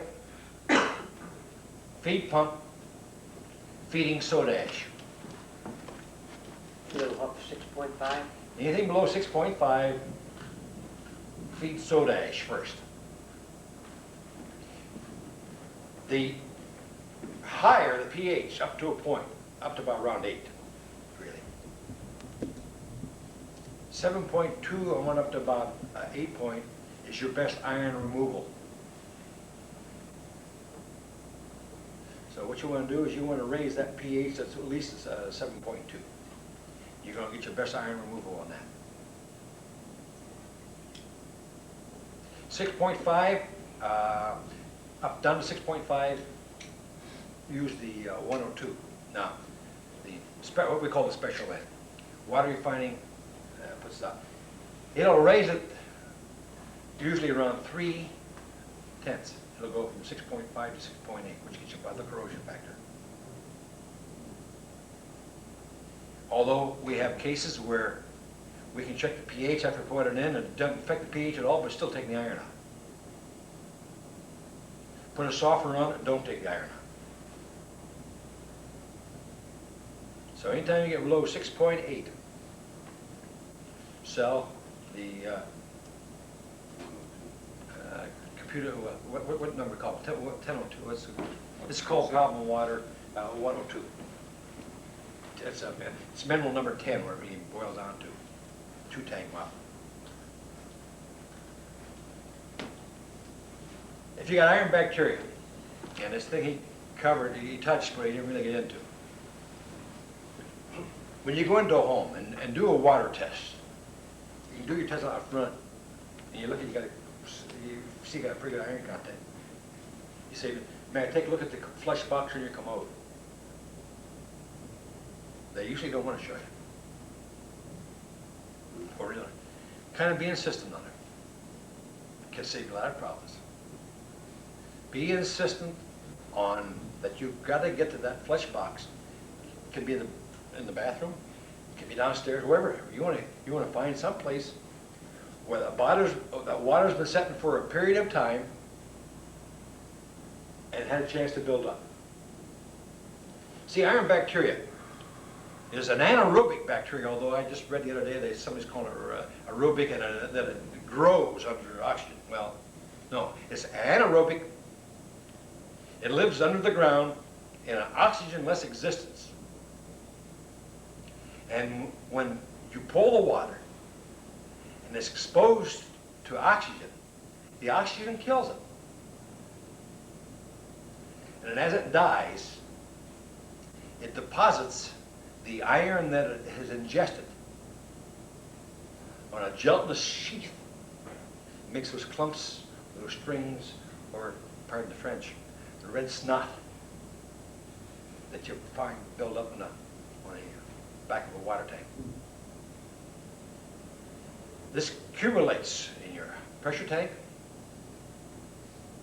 accumulates in your hot water tank, accumulates in your water softener bed, your iron filter bed, builds and builds until you get chunks of it. And all at once, maybe you got this buildup going on, and you flush your toilet and run in the wash machine at the same time, and it's enough force going through it that it brings a big slug of this loose.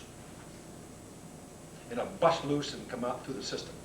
Maybe you're doing a load of white clothes at that point in time. You're doing white clothes. Maybe not those in show all the time, only when these extraneous conditions apply versus the slugs coming through. So anytime you ascertain iron bacteria, and believe me, it looks like pond moss, red pond moss, or build up in the back tire, or anytime you can get that soft, slimy stuff, put on a feed pump filter. You can use an iodinator. Iodinators will kill them also. Ozone will do it also. There are a number of different things you can use. Anything that will oxidize, that will kill the bacteria. You've got to kill the bacteria, then filtrate it. Because as soon as you kill it, you pop it out. For instance, we are probably the world's leading experts on what we call CR process, which is continuous regeneration, using potassium permanganate, feeding potassium permanganate with a feed pump hooked into your pressure tank, into the pressure switch on your tank. Either hook into the pressure tank, or if you have the captive air, then sometimes you need a retention tank. Most times you don't, because potassium permanganate acts a little faster than chlorine does. We have a rule of thumb, which we've learned the hard way over 24 years experience. Up to 2 parts per million of iron, you can use chlorine injection. Use an activated carbon filter afterwards. After 2 parts of iron, the chlorine has a tendency to make the iron colloidal, which bleeds through filters and everything else. After 2 parts of iron, we use feeding potassium permanganate. We feed a half a pound of potassium permanganate to 20 gallons of water. This is our usual, but sometimes we'll change this depending on the severity of the iron problem. We feed that into the water supply. Then it runs through a green sand filter. Now, a green sand filter acts as a buffer. By itself, a green sand filter is an excellent iron filter. So, the biological demand of your water for KMNO4, which is potassium permanganate, will fluctuate during a day's time, during a season's time. Dry weather will change the character of your water. Wet weather will change the character of your water. Atmospheric changes will change the character of your water. Will change the biological demand. So the beauty of the continuous regeneration feed is that you're feeding, you sit down and what you try to do, you try to get a light amber color coming out of the bottom of the pressure tank or the retention tank. It goes light amber into the green sand filter, down through the green sand filter, and out, and it'll come out nice and crystal clear. Now, when the demand increases, in other words, you got more bacteria, more iron, and so forth, and you're not feeding enough iron bacteria, the green sand picks up the slack. When you're feeding more than what you need, your demand has gone down, you're now regenerating the mineral bed. Manganese green sand has a tremendous ability to pick up potassium permanganate. So your green sand filter acts as a buffering tank. And we've got about 2,500 out of these tanks. And we handle water that companies, literally hundreds of companies, have walked away from. Does an excellent job. You'll find it'll bail you out. If you're in a problem area water, a problem water area, you're going to find out it'll bail you out of many, many, many, many places. But iron bacteria is number 2. Acid's number 1. Iron bacteria is number 2. Now you can worry about, pardon me, I'll say with iron bacteria comes sulfur bacteria. Have you ever seen, anybody here ever seen sulfur bacteria? It can be either white or black. And believe me, it is a slimy, slimy mess. You can actually pick it up and it'll, just like you blow your nose. You got to kill that bacteria. Either sulfur bacteria, we'll recommend chlorine and activated carbon. Again, up to, including 2 parts per million of iron, You can use chlorine. you chlorine. Chlorine. Anything over that, up to where? Although if you got sulfur, almost invariably chlorine is going to work best because primarily it's economic. It takes, you exchange 1 part per million of potassium permanganate for 1 part per million of whatever you're doing. Iron, bacteria, and so forth.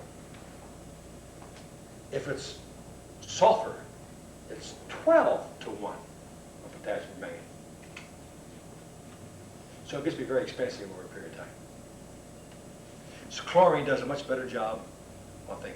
Now, you won't find this in any book anywhere. How do we find out? Well, it costs us a lot of money to find it out. These are rules of thumb. These are things that we do and save us a lot of problems. Even still, this day, we find out there are a few extenuating circumstances, like a case where we run into a softener on a 6-point pH and 3 parts of iron, and it's taking iron out. Then we get back to the potassium again. 1 to 1, or up to and over 2 parts of iron. What do we go? We go up 3, 4, 5. Where do we draw the line there? The iron. For 35 or 40. on potassium permanganate, 35, 40. Of iron? Yeah.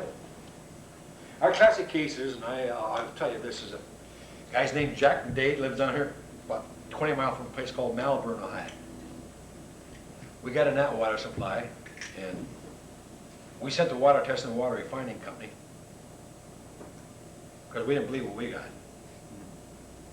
And Johnny Johnson, down at water refining, sent it back, and he says, if this is a true water sample, here's what you have. It was 165 grains of hardness, a 4 pH, and 583 parts per million of iron. We handled this with two feet pumps and 2 filters. We fed liquid caustic soda, NaOH, sodium hydroxide, which is, very dangerous.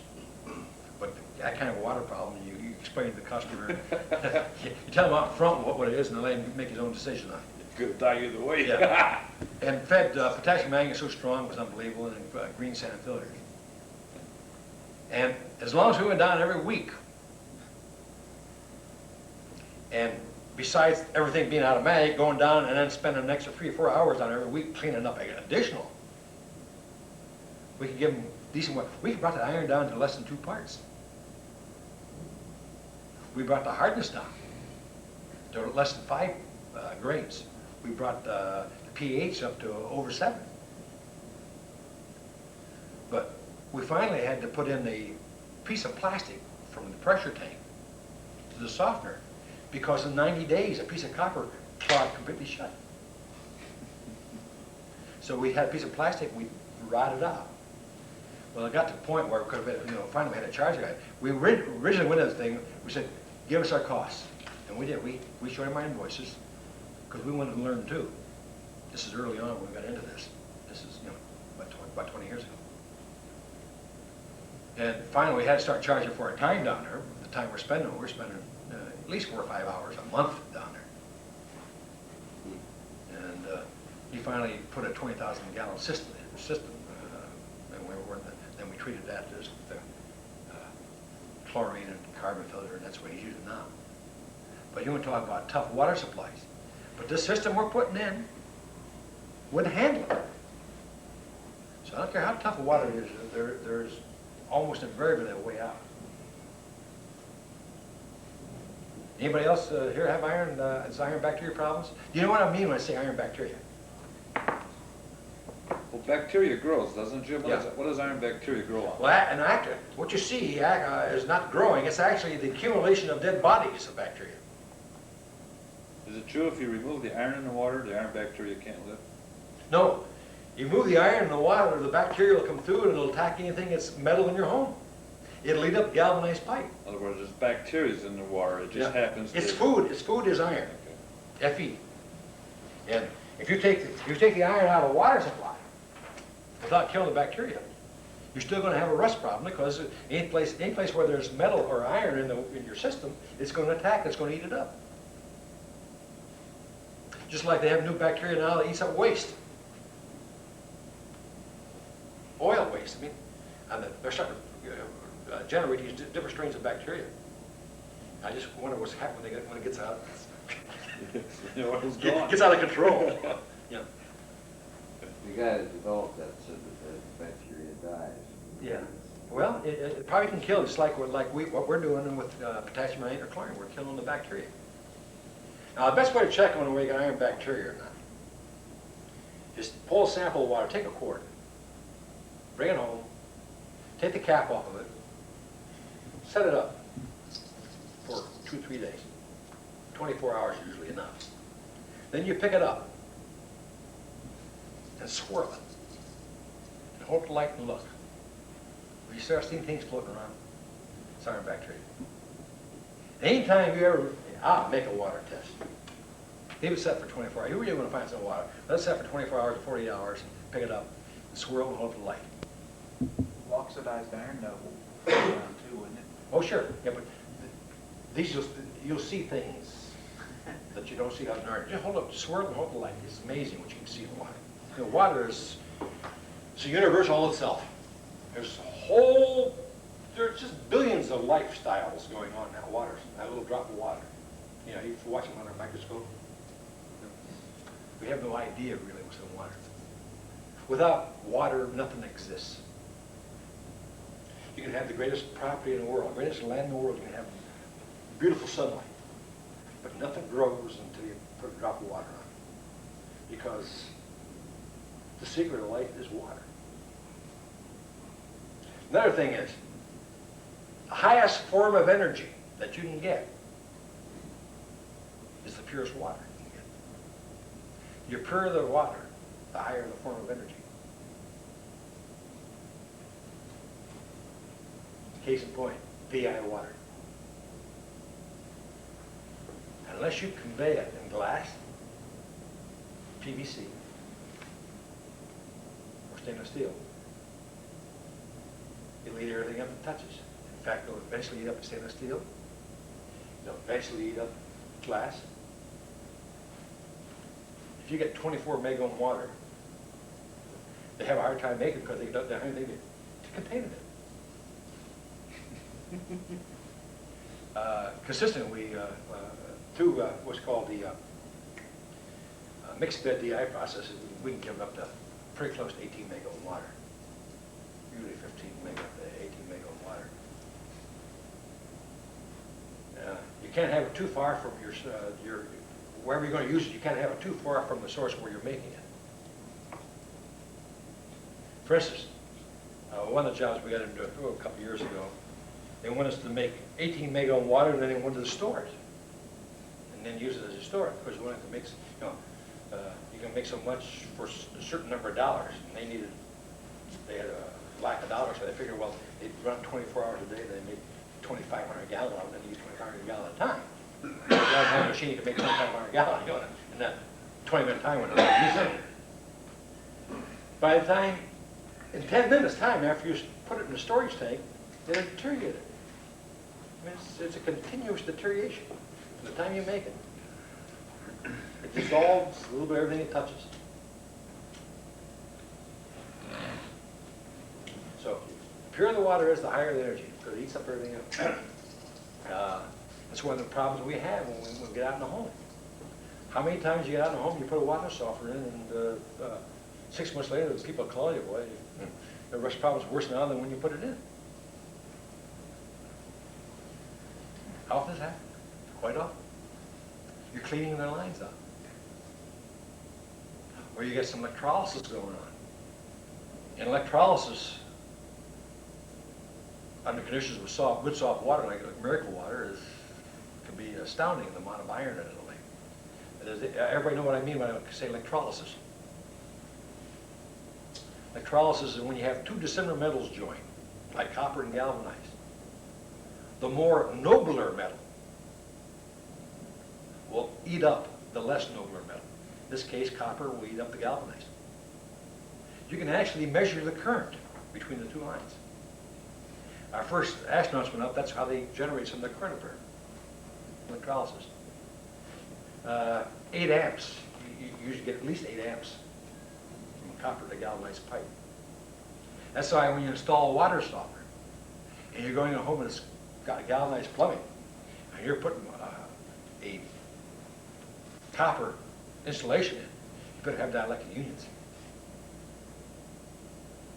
at least alleviates it quite a bit. It doesn't stop it completely, but it alleviates quite a bit. In between the galvanized and the copper. Right. A lot of times you put a water softener in the house, works great. Guy calls you out, he's got a tremendous problem, he says. He's still got rust in his bathtub.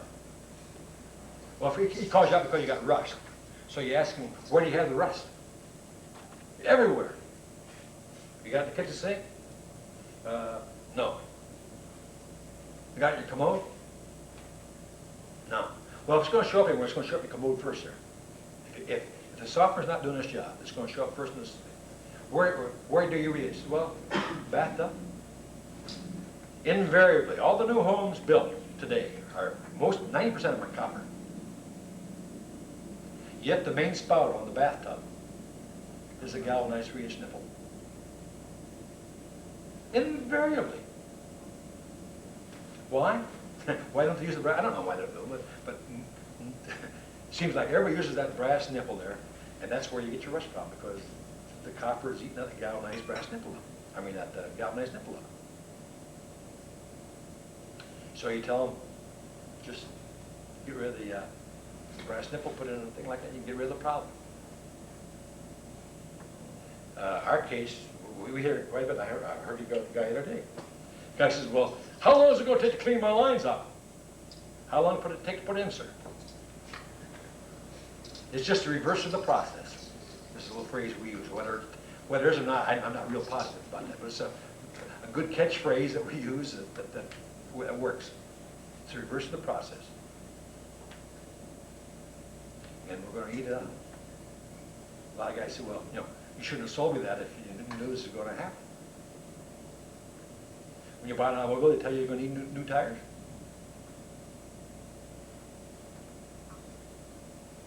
You assume that you know this. Sometimes it goes over, sometimes it doesn't. Is it a good practice to install a small spigot on the outlet side of the water softener fairly close to that you can get a test directly from out of the unit? The best way to run a test on this is through the fast rinse. Turn her, advance it around to the fast rinse, check it coming out of the fast rinse. You tell the people, this is not touching any of your plumbing at all. If I put this through the final phase of our cycle, of our regeneration cycle, the fast rinse means there's not, the only thing, you got raw water coming in, it's coming through the softener, it's coming out here. Catch this, and that's iron free. Then we're delivering to your house service lines iron free water. So if we're picking up 1 part per million up here, then the problem has to be from here to here. It's in your plumbing. But always check it at the fast rinse. Save you a lot of trouble. Now some people you have a hard time getting through to this, but most people especially the man, if he's got any mechanical ability at all, you'll be able to buy this. Because if it doesn't touch anything else besides your softener, and you got iron-free water. You do the test for them and do it like he says, man. Always do it out front. Let them tell you. You just show them the thing. Let them tell you. Well, I'll tell you what, we got lunch at 1 o'clock here. So why don't we just break through right now and do a little, if you need the bathroom here and so forth. And then we'll leave here in about 8-10 minutes and we'll go down the stairs. Is there a men's room back? Yeah, right back here. Yeah. Just a 9? Bob Kuhn. Now, is it introduced to you, Bob Kuhn, who is the, for lack of a better term, I'll call him director of the Great Lakes region, which is Indiana, Illinois, Ohio, and Michigan. And just recently, the water refinery has come up with what's called the Front Runner Sales Contest Program. And I want to cover that, and plus what else water refining is doing to help the dealers. Bob. Okay, thanks, Jim. First, I want to thank Jim for the lunch. It was out of his pocketbook, and normally water refining can be placements, but he owes me one. So I want to thank you, Jim. April of this year, I was asked by Water Refining Company to become their regional manager of then the Central States region, And since then, we changed to the Great Lake region. It comes from those states that Jim mentioned, but also Kentucky, Tennessee, Wisconsin, and Illinois, where I'm from. I have a Service-Soft operation in Peoria, Illinois. It's a company-owned store that the company purchased from a private individual back in July of '76. And they hired me away from competition, a Culligan company, that I spent 18 years with at that point in a dealer network, and came over to run the Sweeney Service-Soft operation in Peoria. Since then, we've acquired 2 other company stores, one in Cincinnati, Ohio, and Madison, Wisconsin. One's a Miracle Leadership, and one's a Service-Soft operation that I also am responsible for. I have branch managers in Cincinnati, Don Little, maybe some of you might know Don, and Nick went up in Madison, Wisconsin, who reports to me, and so I run those. And recently, in August, I got a hold of this guy here, Bush, and talked to him about our, well, he said, well, what do you want to call it? We used to call it what? Back 10, 15 years ago, you had another name for it. I called it a DDR program, dealer district representative, and you could put your own words to those initials, but that's what I call it. And we have Jim Bushman started August 1st with, as a dealer district representative for the state of Ohio, and Mark Timmons from Anderson, Indiana, is our representative in the state of Indiana. And I'm talking to a gentleman, another dealer, plus 25 years experience in the water conditioning industry up in Bay City, Michigan, to become our dealer rep up in that part of the territory. Nick Quint will be my dealer rep for Wisconsin and Northern Illinois. But this is a marketing concept that Water Refining Company, through efforts like Jim Bushman and going back to our dealers saying, hey, dealer, how can we become better? And I don't know how many of you have been, I don't know too many of you people here. I don't know if you've been with us for just a short period of time or maybe for 20, 25 years. Went through some of the bad times Water Refining Company had, as well as other manufacturers or assemblers in this business. We're not alone by any far. I've been in the business, like I mentioned, since 1958, and I've seen a lot happen in this water conditioning industry. And we're not the only ones that have problems, by far. You look at our problems today compared against the industry, figures ending August, don't have any September figures yet, but our sales in comparison to the industry, where the industry is down 24% in shipments of pressure vessels and about 28% in shipments of control valves, compared to a year ago at this time, our business is up over 40%. It's remarkable. So we've got to be doing something right. And what we're doing is we're paying attention to the dealer. I'm a dealer. Bush is a dealer. We're listening to our dealers. We formed a dealer advisory council 2 years ago, well, February of '81. We formed a dealer advisory council, and Jim is on it, and I'm on it. And we met last month. Nice place to meet in Acapulco. We all happen to win a trip to go to Acapulco from Water Refining Company, so and all the members of the Dealer Advisory Council also won a trip. And they're all dealers. We met out there, and we met and had a meeting out there, and results of that meeting actually took place months prior by listening to the Dealer Advisory Council with Water Refining Company saying, whatever you guys want to do as a Dealer Advisory Council, we'll stand behind you, because they admitted we can make the product.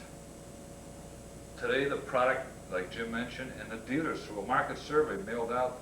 There are any dealers in this room. Last August we've got a market survey from Water Refining Company that the DAC members formed. And we asked you, rate us as a manufacturer, how we rate doing business with you, our customer. And that's what they did. They filled out this questionnaire. You know, are you happy with the product? Are you happy with our brochures? Are you happy with our lab service, our shipping department, our order department, our credit department? All the whole thing that encompasses our business. And we were graded by our dealers. And at the DAC members, I made a composite of all the returns, because they're all mailed to me as president of DAC. And I make a composite of this, and we show it on the projector on our walls there. And we graded WRC. Hey, you're lacking here. You need strength there. You've got a good grade here. So WRC has a direction of which way to go to keep the ball rolling that we have been experiencing. Our business, gentlemen, has been Hasn't been better since 1976. And that was during a heyday. We've had troubles, like other companies had troubles, but Water Refining Company today is very happy at the position they're in. They want to continue on with the same growth. Product is accepted. Don't take my word for it. If you got servicemen, if they've been through a service training school, they know about the product, because nobody can service it unless they know about it. And we have devised service training schools locally, not going all the way into Middletown, Ohio, but locally, conducted by the dealer who has an adequate service department. I do it in Peoria, Jim does it here in Canton, Timmons does it in Anderson, Indiana, Quint does it in Madison. We're going into the local areas to learn from people who get their hands dirty, not by people who happen to be in a research lab reading a textbook and says it should work this way, and they regulate the pressure regulators so they get 20 pounds and the valve seats, it's going to work. Well, they forget about drain lines in the home, and they forget about the flow coming from the well, and what have you. So you learn it from the people who are getting their hands dirty in it. That's the best way to learn it. This is what the AC told Water Refining Company, and Water Refining Company is putting their money where their mouth is, and they're doing this. So we think we're on the right track. We were graded, when I say we, Water Refining Company was graded very poorly in marketing by our dealers. However, they love the brochure. If you've seen our product brochure, I think it's the finest brochure today in the industry. It's the only brochure, I'm sure Frank mentioned, that has the water quality seal on it with specifications being shown. I mean, you talk about a dynamite sales package for a salesman to walk into a home with. No other company, excuse me ma'am, has the balls to put their specs along with the WQA seal. They'll get shot out of the saddle with our specs. No ifs, ands, or buts. But they like the brochures because of that, but they did not like, we had nothing for marketing, we had no incentive programs, we weren't working with the dealer. We threw this Acapulco contest up, which started in August of '81 at the breakthrough meetings with no follow-up to it. The contest was run poorly, no mailings coming out to keep the incentive there, or the dog in front of the bone, or the carrot in front of the bunny, whatever you want to call it. It wasn't really properly run, and we realized that. And we wanted to do, we worked through a region here in Great Lakes. We got a lot of ideas what we wanted to do, and we told Water Refining Company, we can't do it all ourselves, we need help from you. So what did they do? They turned around, they hired a marketing merchandising man.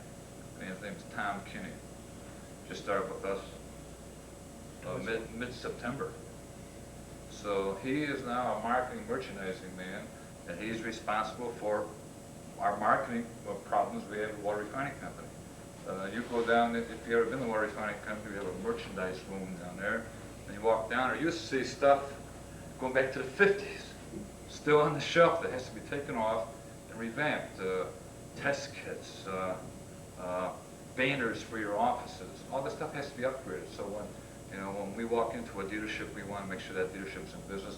It has a proper type of a booth to run into a fair, calls up Water Refining Company, I want to rent a booth out. Don't want to buy it, just want to rent out for a week or two. Stuff like that. We're weak in those areas, but we realize that. So, but we're making changes.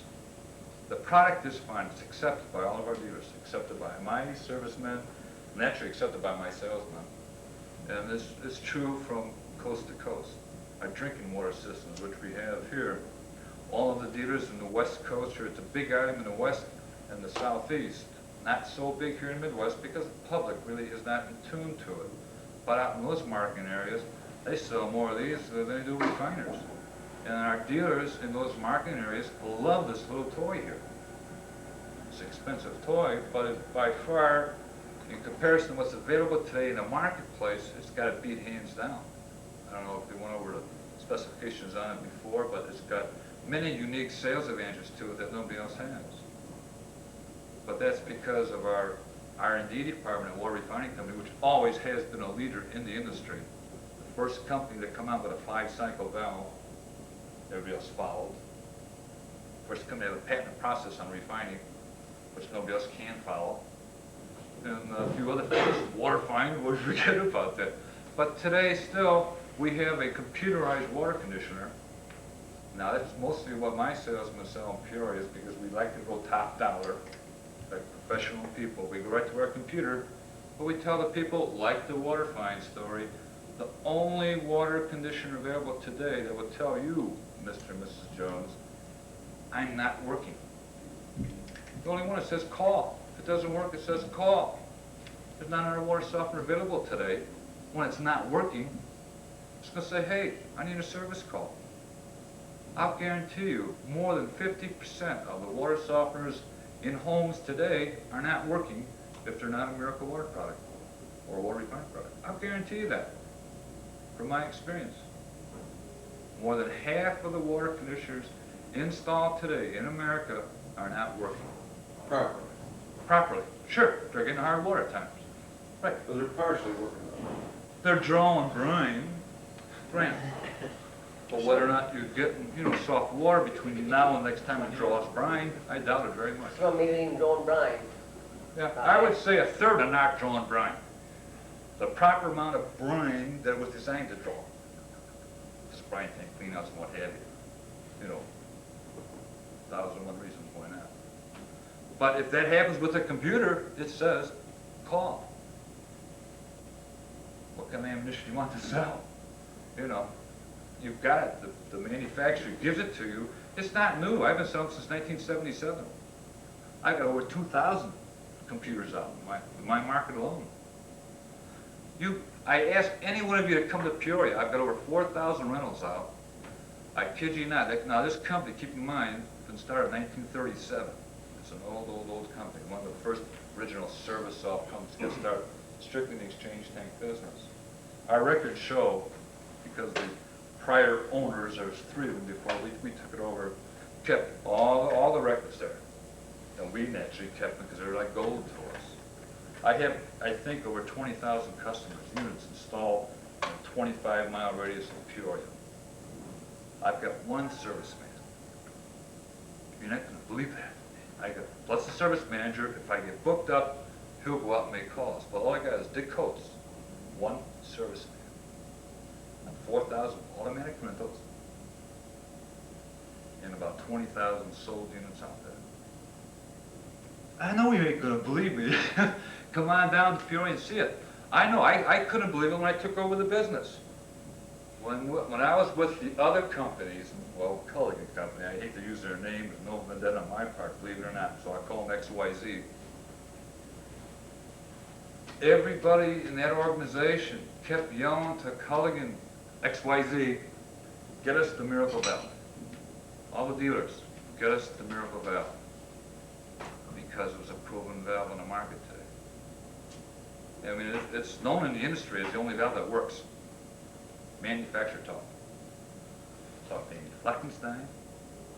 You talk to Erie people. You talk to the people off the East Coast.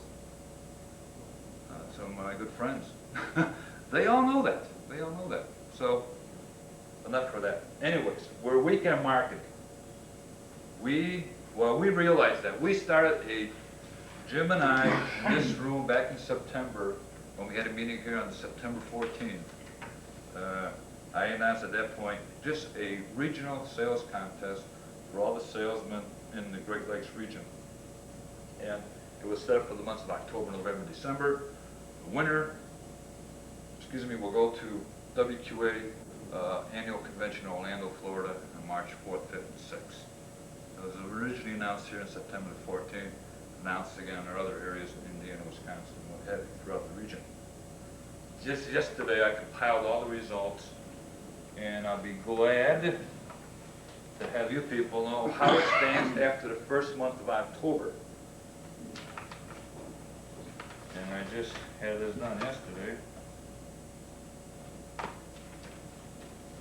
Here it is. I love doing this stuff. This is all my handwriting. So it's here, the first month standings, Great Lakes Regional Contest, Trip for 2, blah, blah, blah. Dealers had to pre-register their salesmen before the contest. Clay, you had your men registered. I believe, and Jim, you naturally had your men registered. We didn't have anybody else registered from this area here, but we had over 37 salesmen enrolled in the contest, a lot higher figure than I thought we would have. first time out with a real quick put together contest.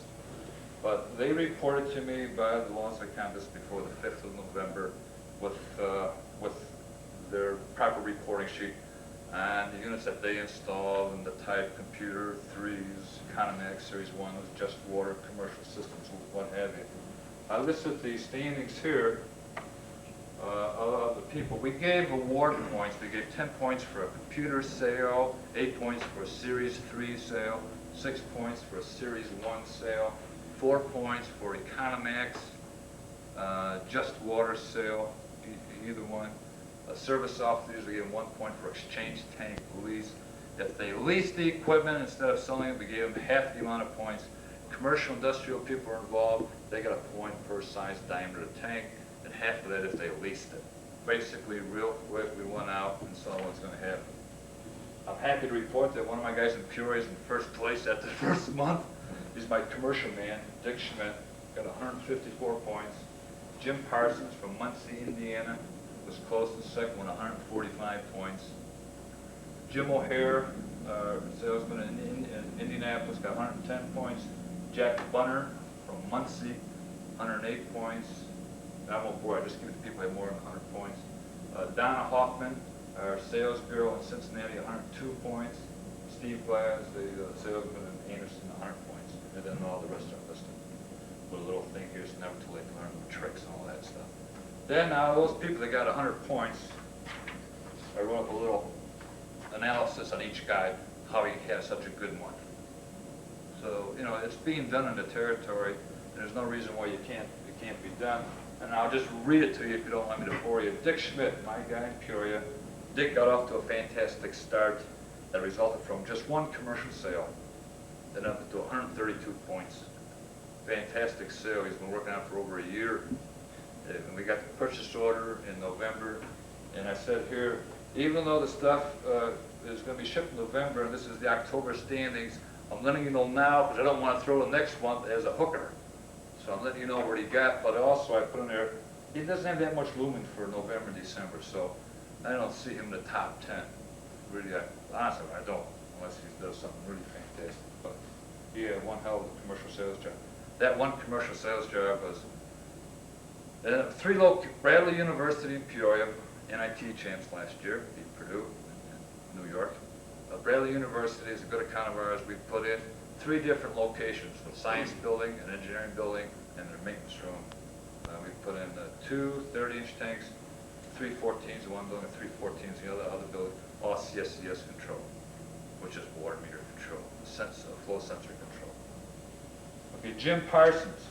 Jim is from Muncie, Indiana, was in second, and I wrote down here, has an excellent opportunity to win it all points from residential sales and rentals. Jim had the second highest total unit count in the month of October, placed 29 units, installed 29 units. If Jim's a steady producer, it can be very difficult to overcome. However, Jim had a poor week already in November. That's most salesmen do. I know all you guys in this room are salesmen, or else you wouldn't be here. Everybody is. A few of us are probably dealers. But I've been working with salesmen my whole life, and when salesmen have a good month, they usually go for a week. You don't see them. That's what Jim did. He had a hell of a good month and disappeared for a week. You know, he had car trouble, didn't show up to work for a week. You know, you name it. That's what he had. Jack Bunner is a guy from Muncie. I think was in 3rd place. It's got to be considered a very strong contender because he had the highest amounts installed that month of October, 30 units. He placed 30 units himself in Muncie, Indiana. Ain't that big of a town. But he placed 30 units there. Because Jim Parsons is also from Muncie. So you figure you had 2 guys cutting up that small town. He got 175,000 people. That's his marketing area in the surrounding Muncie. That's all he has.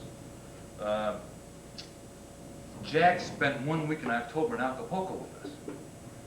So that's just really 3 weeks production. Guys, and Jim O'Hare from Indianapolis, this guy reported from Chuck, the dealer there, Chuck Bertram, 100% sales. That's all we did in October was sell, didn't rent anything. 100% sales. and had 2 double barrel shots, what I call drinking water system along with the refiner. He had 2 of those type of sales. For those sales, according to contest rules, it was double points. So you got 10 points for a computer, but he didn't sell computers, he sold Series 1s. Series 1 was worth 6 points, that's worth 4 points, 10 points, double points 20 because it's a combination sale at the same, installed at the same time. Then we go into Donna Hoffman, the only girl who broke the top 10. We've had 3 girls registered, but the only girl who broke the top 10 from Cincinnati had ranked 15th with the lowest amount of units installed out of every report, and ranked 15th, but ranked 4th in this contest because she does double barrel shots too, and she mostly sells, and she always sells computers. She doesn't know it. She doesn't sell anything else because she believes in computers, and that's all she sells. But she ranked 15th with total units installed, but 4th in total points. And then Steve Glass is the salesman in Anderson, Indiana. Had a perfect 50-50 split in his sales with regards to sales and leases. Half were exactly rented, and half were sold. And he's the type of guy that goes in punches. I know Steve. You know, he'll go crazy for a while and then cool down. But he had he said he had a bad month. You know, of course they all say that, you know. But that's how it is. Let me pass this around to you. Over here on this side, and I'll pass this one around. You can see. But this is you know, this is a 3-month contest that Jim and I and Mark Timmons thought of what we wanted to do to get some type of a marketing plan going, get some you know, incentive going within our region. Then Water Refining Company heard about this and not want to be outdone, started up their own program, which started November the 1st, which runs in conjunction with ours to a degree. It goes for November and December, and made a mailing out, I think it was November 2nd or 3rd, to all the dealers with registration forms saying, you know, you got a packet like this. All the dealers in the room here received this packet from Water Refining Company saying, hey, read what's inside. We have what we call the Front Runner Contest, which is designed for November and December. In it came a catalog to the dealers that looked like this, and it's a premium catalog. Points, you know, little price. They even got a Rolls Royce in here, but it says asterisk, call this phone number to get a price on a Rolls Royce. But it's a points catalog, and it's designed for November and December. But what I like about this is that this is Tom Kinney's idea, a new merchandising man now, Water Refining Company.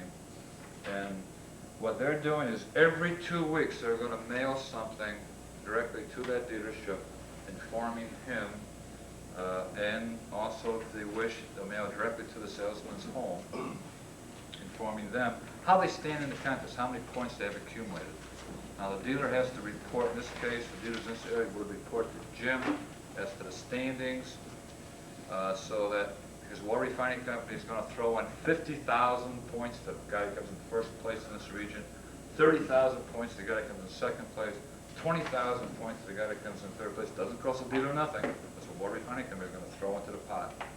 And it comes down to a total of 100,000 points per each region. We got 4 regions across the United States. So, but every 2 weeks, something will be mailed back to that dealership and back to the salesman's home, how he stands in the contest and how many points he has won. Now the points can be purchased by the local dealership, and points are awarded by purchases of product. So basically, the cost was very inexpensive to the dealer. Now, November 15th, just Monday this week, was the first mailing went out, and this was mailed out to the salesmen who were enrolled into the contest, but it had different cover. I said front runner on it. This was the real quick when we got out. Then we had our own binder put on it, says front runner contest on it, and so forth. So slowly but surely, Water Refining Company is getting back into the marketing picture. We want to start marketing our equipment. One of the problems we have, and we all have, no matter how long we've been in this business, if you're a dealer, is how do we run our business? And the best way to do it is sit down and talk to another dealer. How do you run your business? You know, who are the professionals in this category and that category in our business, and how do we become successful. Water refining company never has had, in fact, not too many manufacturers that I know of have really went into detail. They will supply a product, but they won't tell the dealer how to run his business. In other words, how do I set my price on my water service? How do I pay my installation people, my service people? What kind of insurance should I have for my business and all that stuff? Well, we realized this, Jim and I, and key dealers in the area here. So we went ahead and booked out a dealer management training school for January 18th, 19th, and 20th up at Water Refining Company. Just yesterday, I talked on the telephone to Doug Oberhammer, who is the director of the Water Quality Association. I've known Doug for many, many years. And he's allowed to, his offices there to send down Jerry Hurley, who is the insurance director for the WQA, and Donna Ash, who's a newly appointed public relation officer for Water Quality Association. And they will be coming down on the 19th to spend the morning with us on January 19th to relate to the dealers in attendance there what kind of insurance should you carry for your business, what kind of insurance is available through the WQA, and how much coverage should you have depending on the size of your business. In other words, they're going to present a format of, because they know the water conditioning industry, they are our spokesperson really for us. So we'll have people like this coming down. I have a lot of people that I want to contact. We just thought this up last week in Ohio. And I've got several key people who are expertise in the industry, in their own field, that I want to coerce and bring them down to Water Refining Company so they in turn can speak to our dealer organization and inform them, this is my idea, you can take it for what it is, see if you can use it for your own business. But this is something drastically lacking in the whole water conditioning industry. It's nice to sit down and talk to a dealer from next door or a friend from the West Coast, but it might not apply to your business. So it's nice, to talk to people who do businesses with all types of business and their expertise in that field. And that's the kind of people that we want to get involved with in our dealer management schools. Okay, our service training schools, Jim already had one up here. This is his second sales training class? Yeah. And we originally thought that we'll have these sales training classes once every 90 days, but this is your second one already, and within the 90-day period. But Jim will have them, I'm sure, when the need requires it. When there's enough interest by you people, or enough interest he can stir up. It's a two-way street. But we're here to be of a service to you. And if there's any way that we could help you improve upon your business, of course we want you to be doing business with us too. That's the first thing I had to do in Indiana. Is we've got a very strong group of dealers in Indiana, and I've seen figures. In Indiana, the state of Indiana alone, Water Refining Company is stronger than anybody else in the state of Indiana. Anybody. Just in Indiana.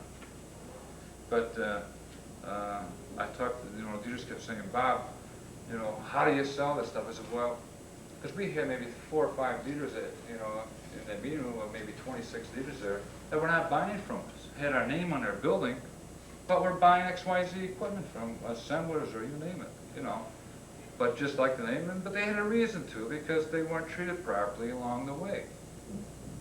Well, I said, well, I'll tell you how to sell, but every doggone it, I'm going to tell you how to sell XYZ equipment, So we got an agreement made up and so forth, and a couple contracts signed, and then we got involved with that stuff. But that's how we basically go. Water Refining Company today is good business. We expect to be better business in the years to come. We are going to have our first annual Water Refining Company convention, October of 1983. We never had one before.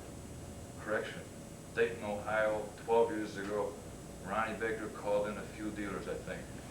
But it wasn't a national convention. We're going to have our national convention October of 1983. It was announced to the dealers in Acapulco about that. And everybody's excited about that because we're going to have some fun with that and how to get to the convention, different ways to come to the convention. For all your people, your office girls, your service people, your out drivers if you happen to be in the tank exchange business and so forth. So we're going to, and location is yet to be decided, but it'll have to be decided this year. And there's various meetings coming up to make those decisions that Jim and I are involved in those committees. But that's the progress that Water Refining Company is taking. Now, it's very brief and detailed. If there's any questions at all in your mind, I'd be glad to answer them. If not, talk about anything you want. I'm not an expert, but if I don't know, I can find out for you. Do you like what you heard so far? Do you like doing business with this guy? Be careful. I got a Yeah. question. Oh, excuse me. Bob, Go ahead. on that book over there where they have those, This? that's right. Yeah.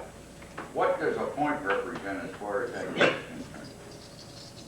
Well, You know, they're giving you 10 points or 12 points. or it makes, to a salesman, it means nothing because this contest was designed for that dealer to make up his mind how he wants to work it. The first time out on something like this on a national level, this isn't a regional level, it's a national level, we wanted the dealer to design his own contest. We just told the dealer, Mr. Dealer, every time you buy a water softener from Water Refining Company during these 2 periods, November and December, plus whatever you got in stock, inventory, November to 1, we'll give you 1,000 points for each unit that you got in stock as of November 1st, and each unit you buy from us after November 1st up until the end of this year. We'll give you 1,000 points. Then you can look at this book, Mr. Dealer, and you can see what 1,000 points will get for you, or 10,000 points, or 50,000 points. Not very depending on- much. That's But then why it's I up to wonder. the dealer to buy more points. He can't. It's up to the dealer to buy extra points. That water refining company will co-op 50% of that cost. Now, the cost of those points are no value to you, it's only value to your dealer. That's why, what I asked. Yeah. $1,000, no. No, the contest is designed this way, the proper way, because Tom Kenny does not know our dealers well enough. He just started the job last week in October, and went around Acapulco, he started the job. So he has to talk to fellows like Jim and Mark and a few other key dealers to find out, you know, what really is required here, attend the DAC meetings, the advisory council meetings, to find out, you know, what we would recommend. We're just, you know, we recommend things to Water Refining Company. They could either accept or deny, but so far they've been very, very fair to us. Yeah, they've even been over backwards. They have. Yeah. We have seen a lot of things happen in the past couple of years. Marketing now runs Water Refining Company. In the past, engineering ran it. Today, marketing runs it.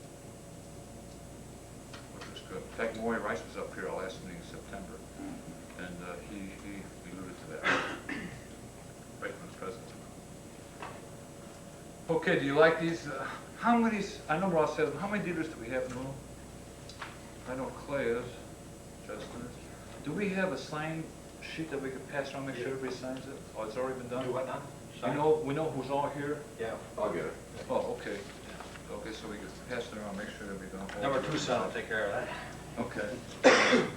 Now, I can't say too much for this guy here to my right. Jim Bushman is well known in the water conditioning industry, not just locally here, but throughout the whole industry is well respected, and he knows, he's an expert in some areas. It's a BS in a lot of areas, but he knows a lot too. He does. And you're very fortunate to have, we are fortunate to have a guy like this to rep us in this part of the country. We really are. Okay, if you have any questions at all, feel free to bump into me there this afternoon. I'll be glad to answer them. Well, Yes, sir. I'm not in Ohio, I'm out in Pennsylvania. And did you know of who the dealer rep would be out there? Or Jim, if do you know Jim- where he's at in Pennsylvania? Altoona, probably Mark. Yeah, I don't Oh, boy, I know. don't want to sound dumb. I'm from central Illinois. Where's Altoona? Probably Mark Dunn's probably got that, doesn't he? How far over? I Well, mean, Mark's my representative, Mark as is far right. as from the factory, but it's like your master distributor, you don't Mark, have one out there. no, we don't, but Mark, we'll be setting up some. Please feel free to come here in the meantime, but Mark will be setting up, he's got one set in New Jersey right now. Well, not official yet, but he's setting up one in New Jersey. And he's got another one to go in Florida, and another one down around the Carolinas. A lot closer than New Jersey.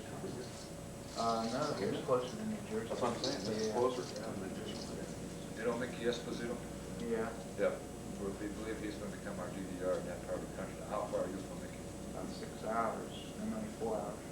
Oh, I see. It's a long drive for you. Yeah. Because you, Jim. What's your name, sir? Randy Clotan. Randy? Nice to meet you. Something like that, I'm sure we can work out. No problem. I can't give you an answer now for it, but Mark then will be in contact with you by the end of next week. Well, if you won't be, I will be. Sure. You got his name on the list? Yeah, sure do. Yeah. I'll find out for you. Thank you. You bet. We'll contact you. Any other questions? All right, thank you very much for your attention. Bear with us. I think you'll be happy you will be with us. Thank you, Bob. Just another indication that water refining is trying. Marketing, as he's mentioned, the fact marketing has always been a kind of a slack point as far as water refining is concerned. In the past year, it's changed. For many years, I've told people that if Culligan had spent much money on research and development, as they did on promotion and publicity and marketing, they definitely would have been #1 in the marketplace. But they haven't. They spent it all on marketing and so forth. They have still #1 in the marketplace in most places, but their equipment sucks. And that's I say that advisedly because, like, it is true. There's no comparison, for instance, Culligan and water refining equipment. We're in against them day in and day out, and we have no problem in beating them in performance and in price, both. A lot of that goes back to the dealership itself. It's a thing we hope to make kind of a theme of this meeting. Honesty in selling. Test the water right, interpret the tests right, sell the right equipment, and I'll guarantee you in 25 years you'll still be in business, because they will seek you out. We know because they're doing it to us.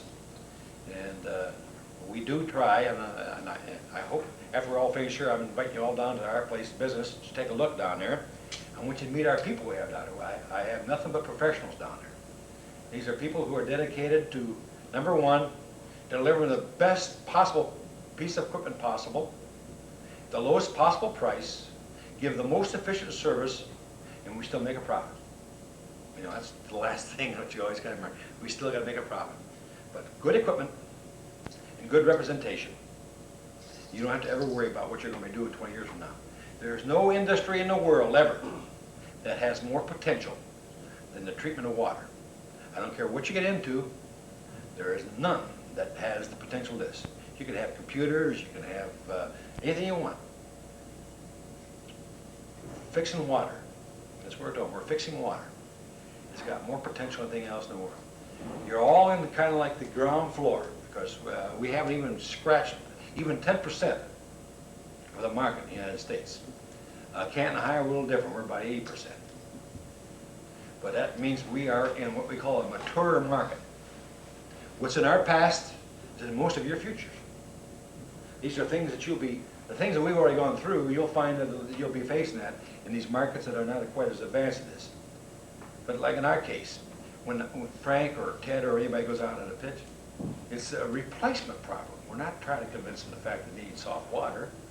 We're just trying to convince them the fact that we have the best. And water refining, by far, is the best. Bob knows this, and I'm not telling you the tale out of school.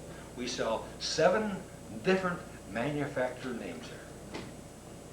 90% are water refining. The other 10% is just purely to make sure that we're competitive.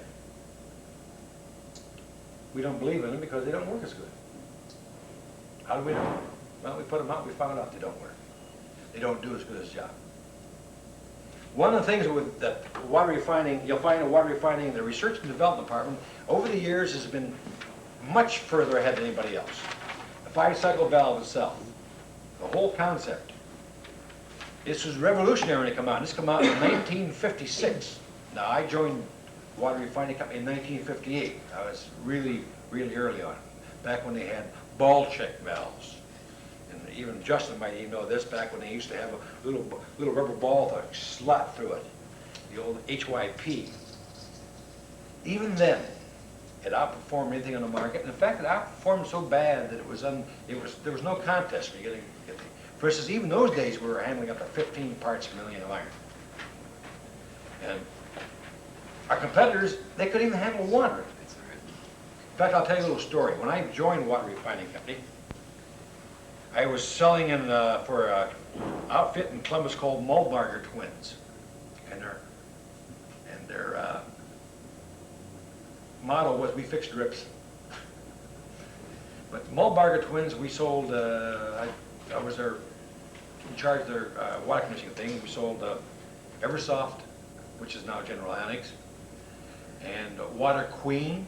And we ever heard of Water Queen, made out of Detroit, and Myers. And I talked the people I worked for into going to the Ohio State Fair in 1958. And we had a nice booth right next to the original Bob Evans booth, back when he was young.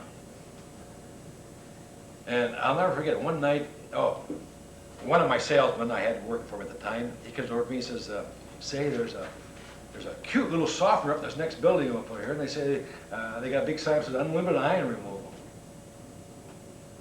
I said, "God," I said, "that's false advertising. There's no water softener market that will take out iron." Because I didn't have any. I carried 3 brands, I didn't have any.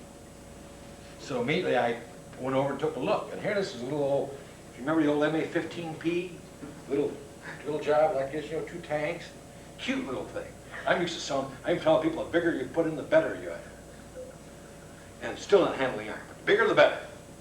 I go over and I sit down and I act like I don't know what I'm talking about. And I go up and talk to a guy that's busy doing the selling, and I find out in about 10, 15 minutes that 2 weeks ago he was selling Kirby sweepers.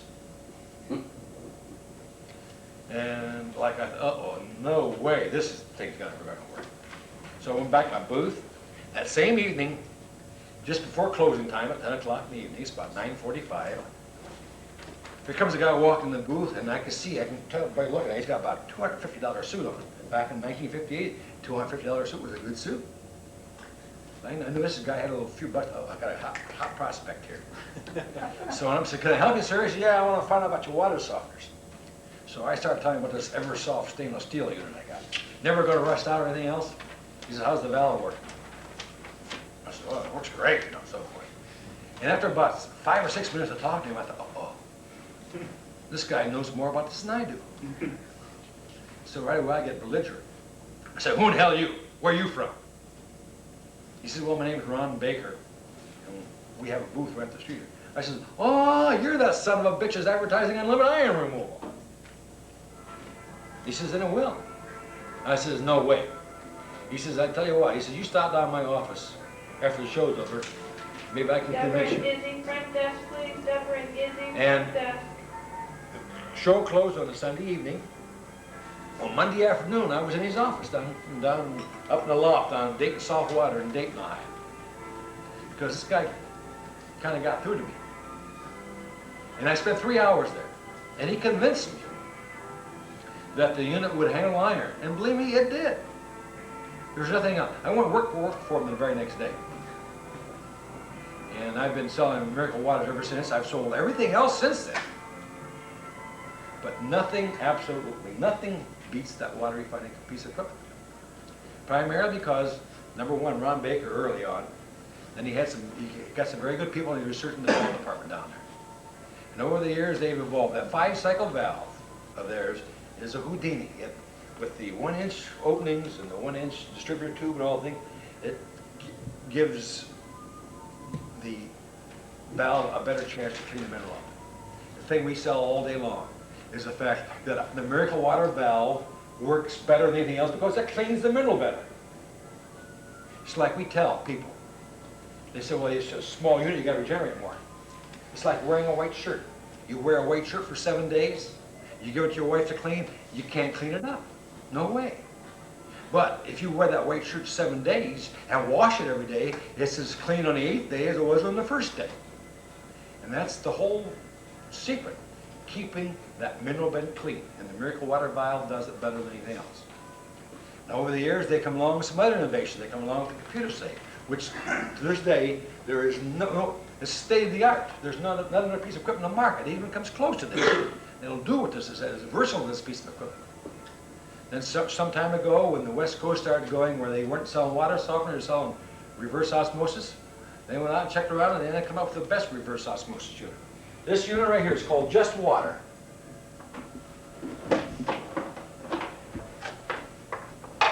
It's a little unit, no matter if you sold a water softener before, they're still a prospect.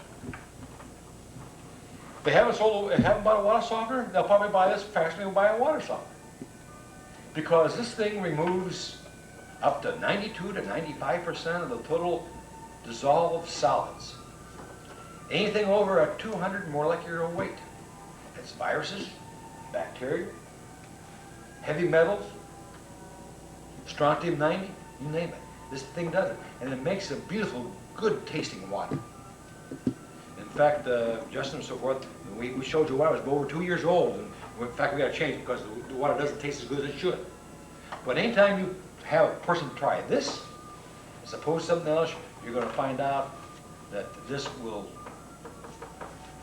be a much better tasting water, be healthier for the person, and it's very saleable. And quite often you can make a double, what we call a double barrel shot. Sell your Series 1, Series 3, Economax, Computer Safe. There are some dealers that are selling Computer Safes for $18.95, throwing this in. And this is part of the package, what they call a total water system. Now at $18.95, the thing costs you about $388, $400 in that neighborhood. This thing here costs you about $190, $200 in that neighborhood. So you got about 5.5, and you're going to get $18.95. It makes a nice package. Canton Highway can't do that. West Coast, Myers get what, $19.95 for everything, for the package.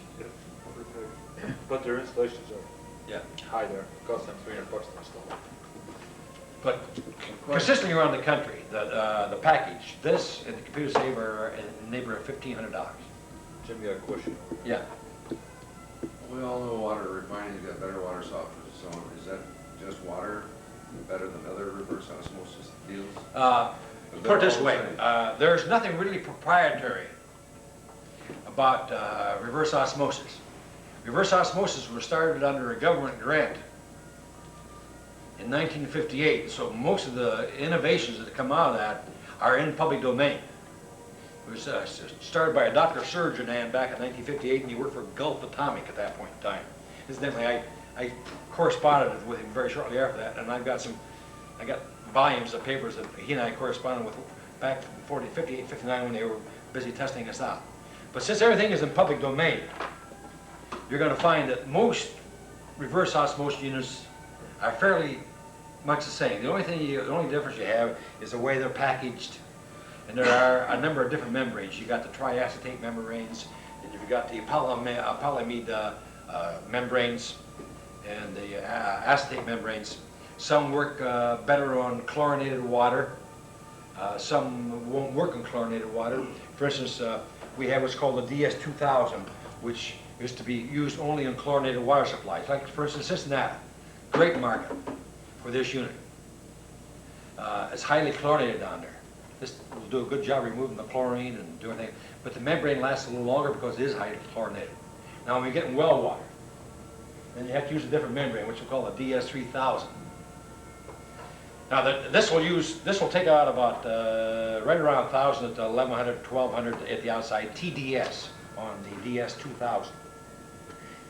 The DS3000, oh, incidentally, this will give you 3 to 6 gallons per day depending on your pressure that you got coming out of your well or your, say, your water supply.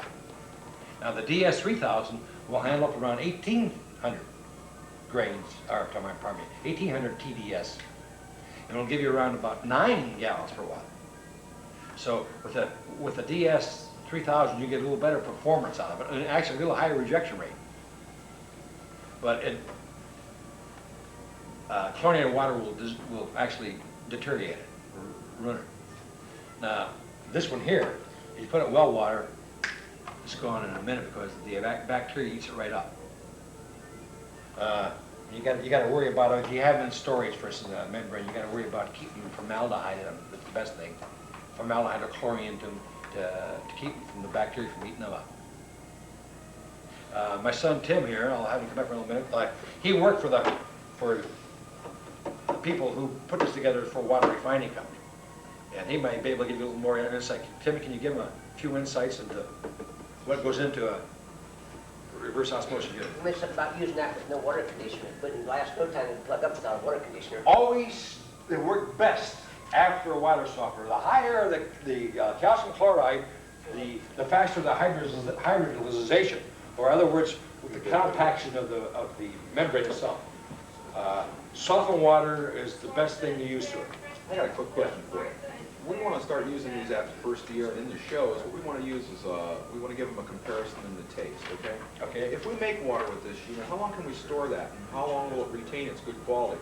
If we store it in glass, you know, like the still water bottle. As far as I know, forever. I've never got run into deterioration by storing. Okay, so in other words, we could make it up ahead of time then and Sure. have it ready to go, because we expect to be handing out probably 20, 25 gallons a day. Sure. That's- I'm getting that number from the guy in the drinking water business. That's about how much he gives out. So Yeah, I'm assuming it'll be okay, the no same problem.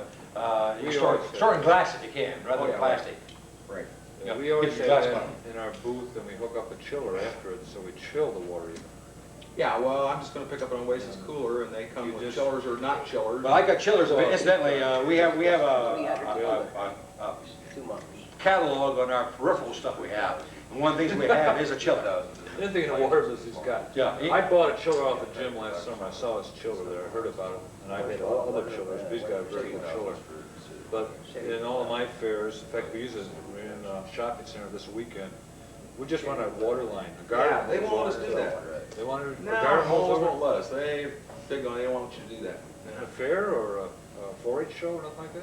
Well, some of the fairs we made, but in the mall shows, they don't want to let us run water. Well, that's true. So that's, What you can do is you get a bunch of tanks. that's what I'm going to pressure do. tanks, and fill them up ahead of time. And then just change the tanks as you run out. Well, I was going to do that with the bottle. Let me tell you one thing. Tim worked for a while in California with a rain dealer out there. And he also got a post to the Culligan dealer. And at the Southern California show, what is the name of that show? Southern California Expo. Southern Cali Expo, where hundreds of thousands of people come by. Just tell them the kind of results they had off of the thing. Culligan put out 800 units during 2 weeks. That's one company. Rain didn't do too good. They're selling a system that's almost exactly like this. It's got a little different package with the Rain name on it. And they're putting out on an average, without any fares, 100 a month with the ROs. They sold more of these than anything. They handled water refining too, but they sold more of these than their exchange tanks or anything. The market here is in its infancy. We're out there; it's a mature market, and they are putting them out. And there's people coming up, and people come up and ask you for reverse osmosis. We're here, you say reverse osmosis, and they don't know what you're talking about. It's a sophisticated market out there. Everybody has them. There's companies that do nothing but sell the ROs, and they're the ones that are taking over. They're pushing it. Culligan doesn't push water softeners out there. They push ROs. The competition is on the ROs. The one thing that makes this different than any other one, it does have a lockout feature, which is a little valve here. This valve, when the tank gets full, it'll periodically flush the membrane, which is a selling point over the typical Nimbus systems or any other system. Nimbus puts water down the drain all the time. This does it only periodically, reverses the flow of the water against the membrane, therefore it keeps your membrane cleaner. Basically, they're all the same compared to that. Some of them have a little bit higher production. The rejection on reverse osmosis is around 92 to 97%. There's not much difference unless you get up in the higher pressure systems. You're talking about capacity, it's 3 gallons a day, you say that one is there. This will do it. 3 to 6, depending on the water pressure coming in. Okay, In this but, book, Justin, you've got a But I chart. mean, when it runs, can you let it run steady for 24 hours, or will it shut off one? This one shuts off. This one shuts off when it gets up to, what is it, 2.5, or it gets up to 3 gallons. 3 gallons, yeah. It shuts off. When you bring it down to 2.5 gallons, it starts up again. Could you use a larger holding tank? Sure, right? sure. You can use two of them. You can duplex. Duplex it, yeah. If you use two, you can hook two membranes up to it. You get twice as much production that way. You're talking about a water tank, you mean the one that just discharges the fresh water into? Right, your pressure tank, your little, it's a little, with this one, it's Amtrol, I a should have little- run along. Amtrol. Can't you bleed off that Amtrol, put a bleed off on it, drip or something into another container so that it's Sure. Sure. Yeah. Oh, you can do You can take, if you want, you can take a 10 by 54 fiberglass tank and hook it right into there. But what I'm trying to say is the container that this will run into, another container like a plastic pail or something where you would have a little drip off so that you discharge enough water to keep this thing working 24 hours a day. Really, you're Bleed off. better off with filling up the tank and letting the membrane rest. That's the good thing about that valve, is it does shut it down. And the more pressure all the time when you're using it, you're putting stress on that membrane. And the membrane will degrade after a while. In other words, it goes through that membrane real slow into that tank, and the capacity you got is the tank. Right. And from normal use that you would use it, even if that runs steady, it'll only put 3 gallon out a day, or 6 gallons, depending on the pressure, through the membrane into the tank. If you want more gallons, then you put a pump on it, raise the pressure to, say, 150 or 200 pounds pressure. What is the pressure limits? On this, you get, minimum is 40 pounds. Yeah. You gotta have at least 40 pounds pressure. Right. For instance, on a well, you gotta turn the pressure switch up so that you can set it from 40 to 60. It won't go through there if you don't have 40 pounds. Well, you won't get the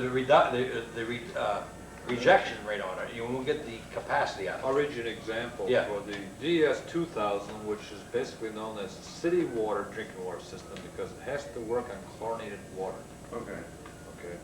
If you've got 30-pound pressure and your average feed water is 300 parts per million, that's directly related to the feed water going into it. And there's charged for 300, 500, 700, all the way up, regular charge. But the chart I'm looking at here says 300 parts per million of feed water, 30-pound water pressure, you get 1 gallon a day. Now, if you increase that pressure up to 50 pounds, you then get 3 gallons a day. You get that pressure up to, like I have in Peoria, 80-pound pressure. I've got high pressure in Peoria. I'll get 7 gallons. But don't be misled with gallons per day, because when these people go over to the third faucet, the counter sink, they just normally want to fill up a pitcher of water and put it in the icebox and chill, or draw enough to make a glass of water, or make a cube of ice trays, unless you want to run a line over to the ice maker, which you can't do, because it's enough flow there to make an ice maker work for you. You're But- still, Yeah. you're still looking, if they're buying bottled water, they're paying what, $4 for 5 gallons? Yeah, we always say in Peoria, you're paying 89 cents per gallon of water, and this will give it to you for less than a nickel. And you know, What's the average city water rate? 74 cents is the Probably 50 pounds, 45 to 50 pounds the average, I'd say.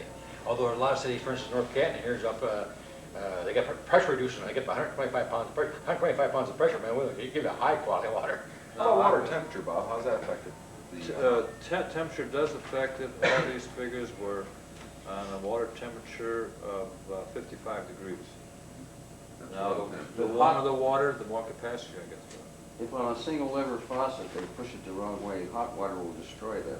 No, it's right on the cold line. It's a separate. It's right on the cold line. You put it on the cold line. Separate faucet, gooseneck faucet located on the sink, and there's tools available. My guys would rather install drinking water systems than refiners. Now that they're used to it, because it's easier to install. What's the low I'm water? thinking of 32 the market degrees. in Oh, okay, so there's no. apartments and You condos. got two lines. You got a hot line, come out the cold line. You can hook it in the car. But just the Bottled bottled water water, on tap. Yeah. Where they have single lever faucets. And Oh, the bottled water I've on tap. warned people that Oh, yeah. not to run. Well, that yeah, water. you have to have a problem. They run too hot. Yeah. Yeah, that's a completely different. Those are good units too. I used one and I had it up, right up the road up here. It had to be 6, 7 parts of iron, bacteria, sulfur. I couldn't drink the water at all. I put on a bottle of water on tap just to try it out. I had it running for about 7 months. And when I took it off, it was still giving me great water. Took the sulfur out. And that I was know against one of the manufacturers. engineers at WRC told me that that was a better unit than this one. I wouldn't say, it doesn't have the features this does. No, it doesn't. There's nothing to backwash or nothing on this thing. What the hell happens to that membrane and, No. the. Well, eventually, when The you're, membrane does get backwashed to a degree. every time you open the tap, it backwashes.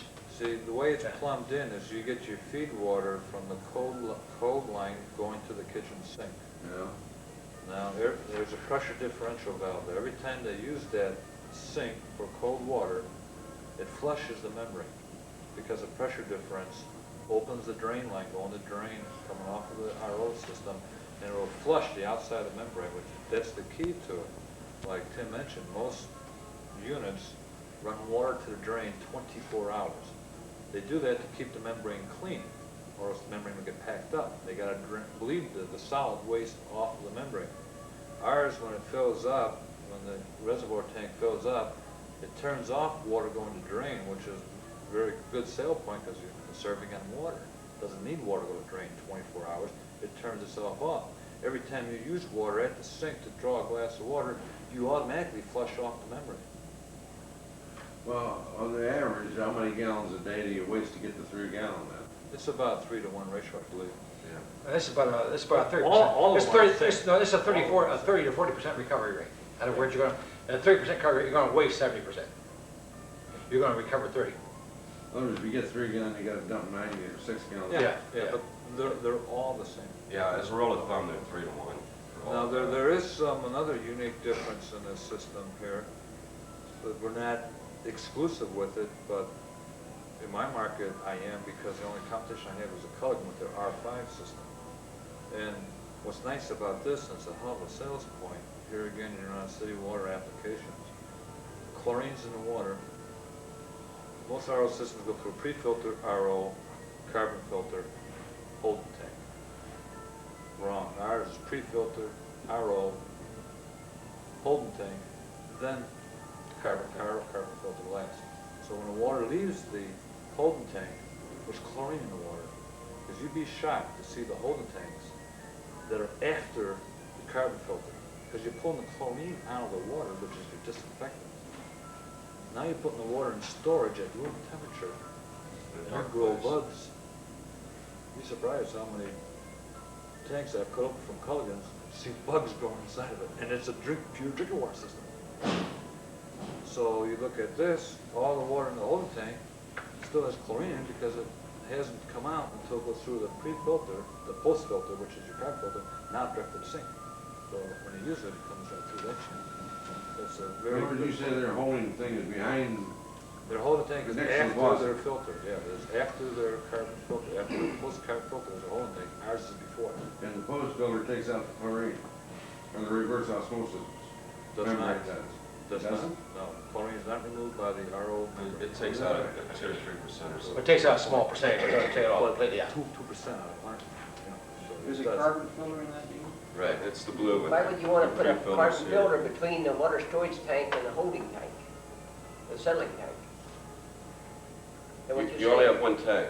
What happens is your water goes through the pre-filter to the membrane to your holding tank, and then it comes back in through here, through your carbon filter, and then up to your Well, let me spigot. talk about the water, treat the chlorine. they and realize- water storage tank into, Well- and do a filter into the settling tank, and Yeah. settling tank into there. I thought that's what he was talking about. No, there's no set, But there's only a. The Culligan company has non-chlorinated water in their holding tank. We have chlorinated water in the holding tank. You want to keep the chlorine in there until You you want to have keep to use chlorine in the there water. to keep the holding as tank long as you clean. can. There's so many, they've gotten their little tail in a ringer because of that. That's a good sales point. Well, the ringers, we tell Thing them is- having a home. With RO, right now, if you jump on it, there's nobody else We're showing in them Ohio or in their this whole country. region that's really jumping on General Ionics isn't accurate. it. Are they? The thing My is, son this, wasn't installer. this unit is superior than Most of them most. aren't, but, you know, but here again, RO, like Jim mentioned, this is not that new, the process is not that new, but the market is new. Right. What they get for that, Jen, you know? He gave me a figure for a combination, and it was $1,700 installed, Yeah. which is just about the Yeah, same. we do the same thing for about $13.95. But you get a better softener. no matter where you live. Well, he's gonna work for me when I get this thing on the Yeah. show on the road. Yeah. But it is a good RO unit. It'll stand up to anybody's. And another good thing about it is, I don't know, I think it's around here still, you can get if you get a prescription by a doctor, it's tax deductible. So you can work a referral thing with your doctors and give them a complimentary unit for their office. They could use it for their pure water. You're talking about high blood pressure. For sodium. Sodium. Sodium Yeah. mostly. A lot of people are on sodium-free diets. If they have a Yeah. water softener, they can get a prescription for it. We do business with all 3 hospitals in Peoria, and we have these drinking water systems located at Methodist Hospital on the 5th floor, because that's where all their heart patients are, and the nurses go right down there, get the water, bring it to their patients. You're You'd saying be there surprised should how be a much they tax sell when they get out of the write-off, hospital. WRC told me that They can write they it had, off. one guy, they had about all 5 30%. floors of the hospital, Right. there's each nurse's That's station. Gene Poor in Southern La Habra, California. Oh, is that right? Yeah. That's where I got my idea from 2 years ago. He told me I went right back to my hospital, got on 1 floor, not all, yeah, 1 floor.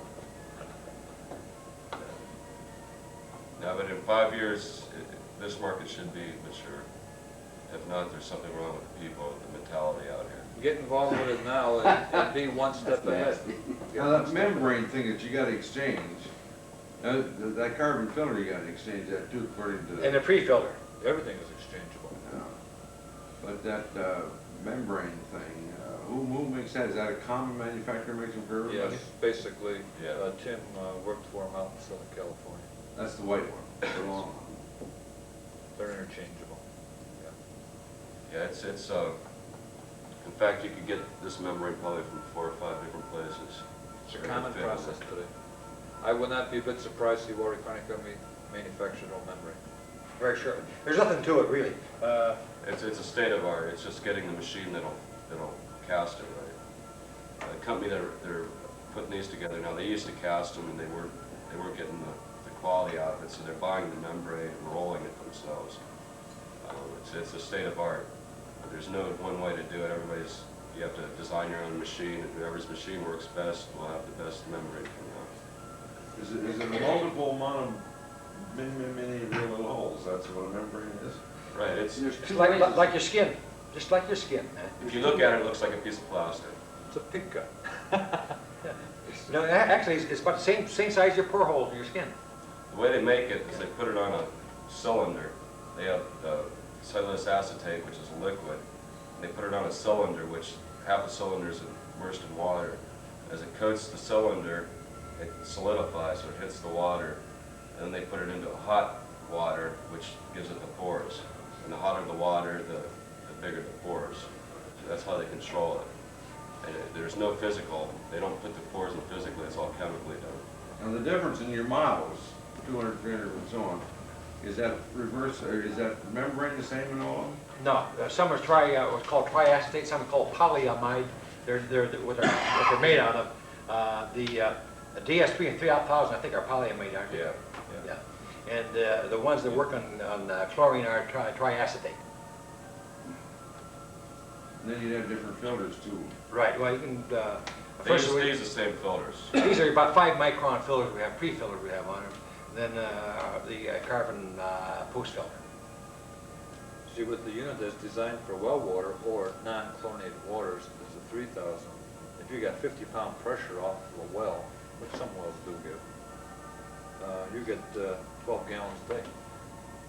I'll tell you. You can also clean the polyamide, right? You can clean it once Right. rather than cellulose acetate. The thing is, you're gonna have to clean it. They say the life of the polyamide isn't as long as the life of the cellulose acetate.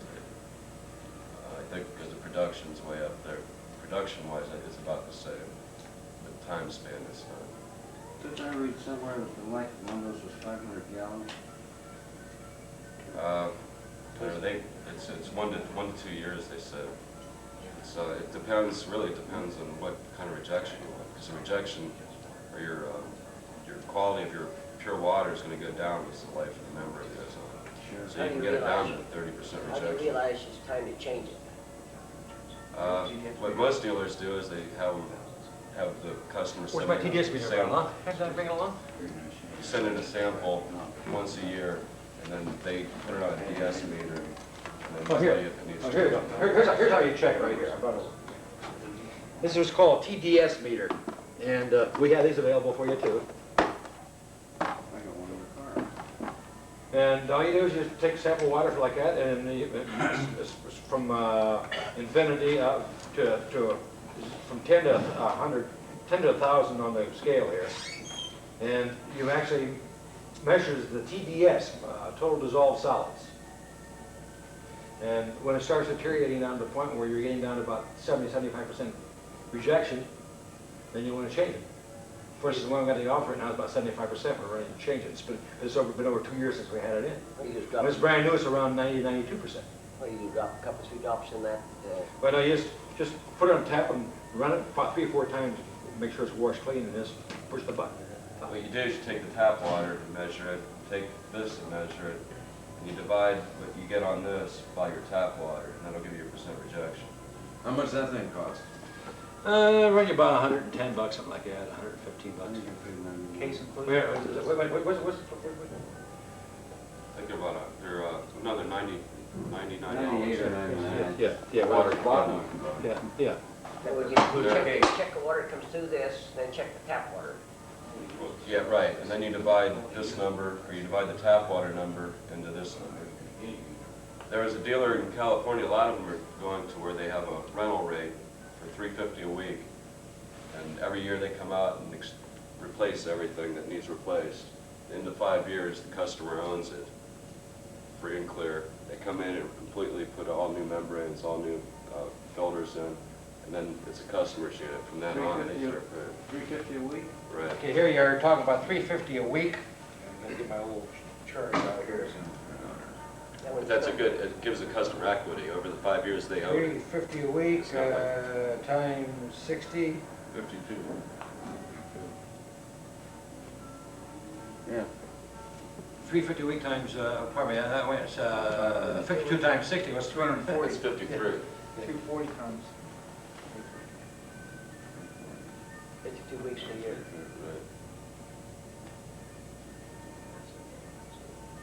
$810 you get for this Is that, at the end of 5 years.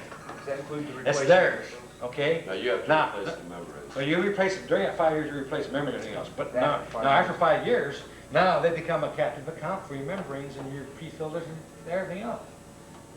In other words, in 5 years' time, it's better to sell them to them. Well, we get $495 for it installed.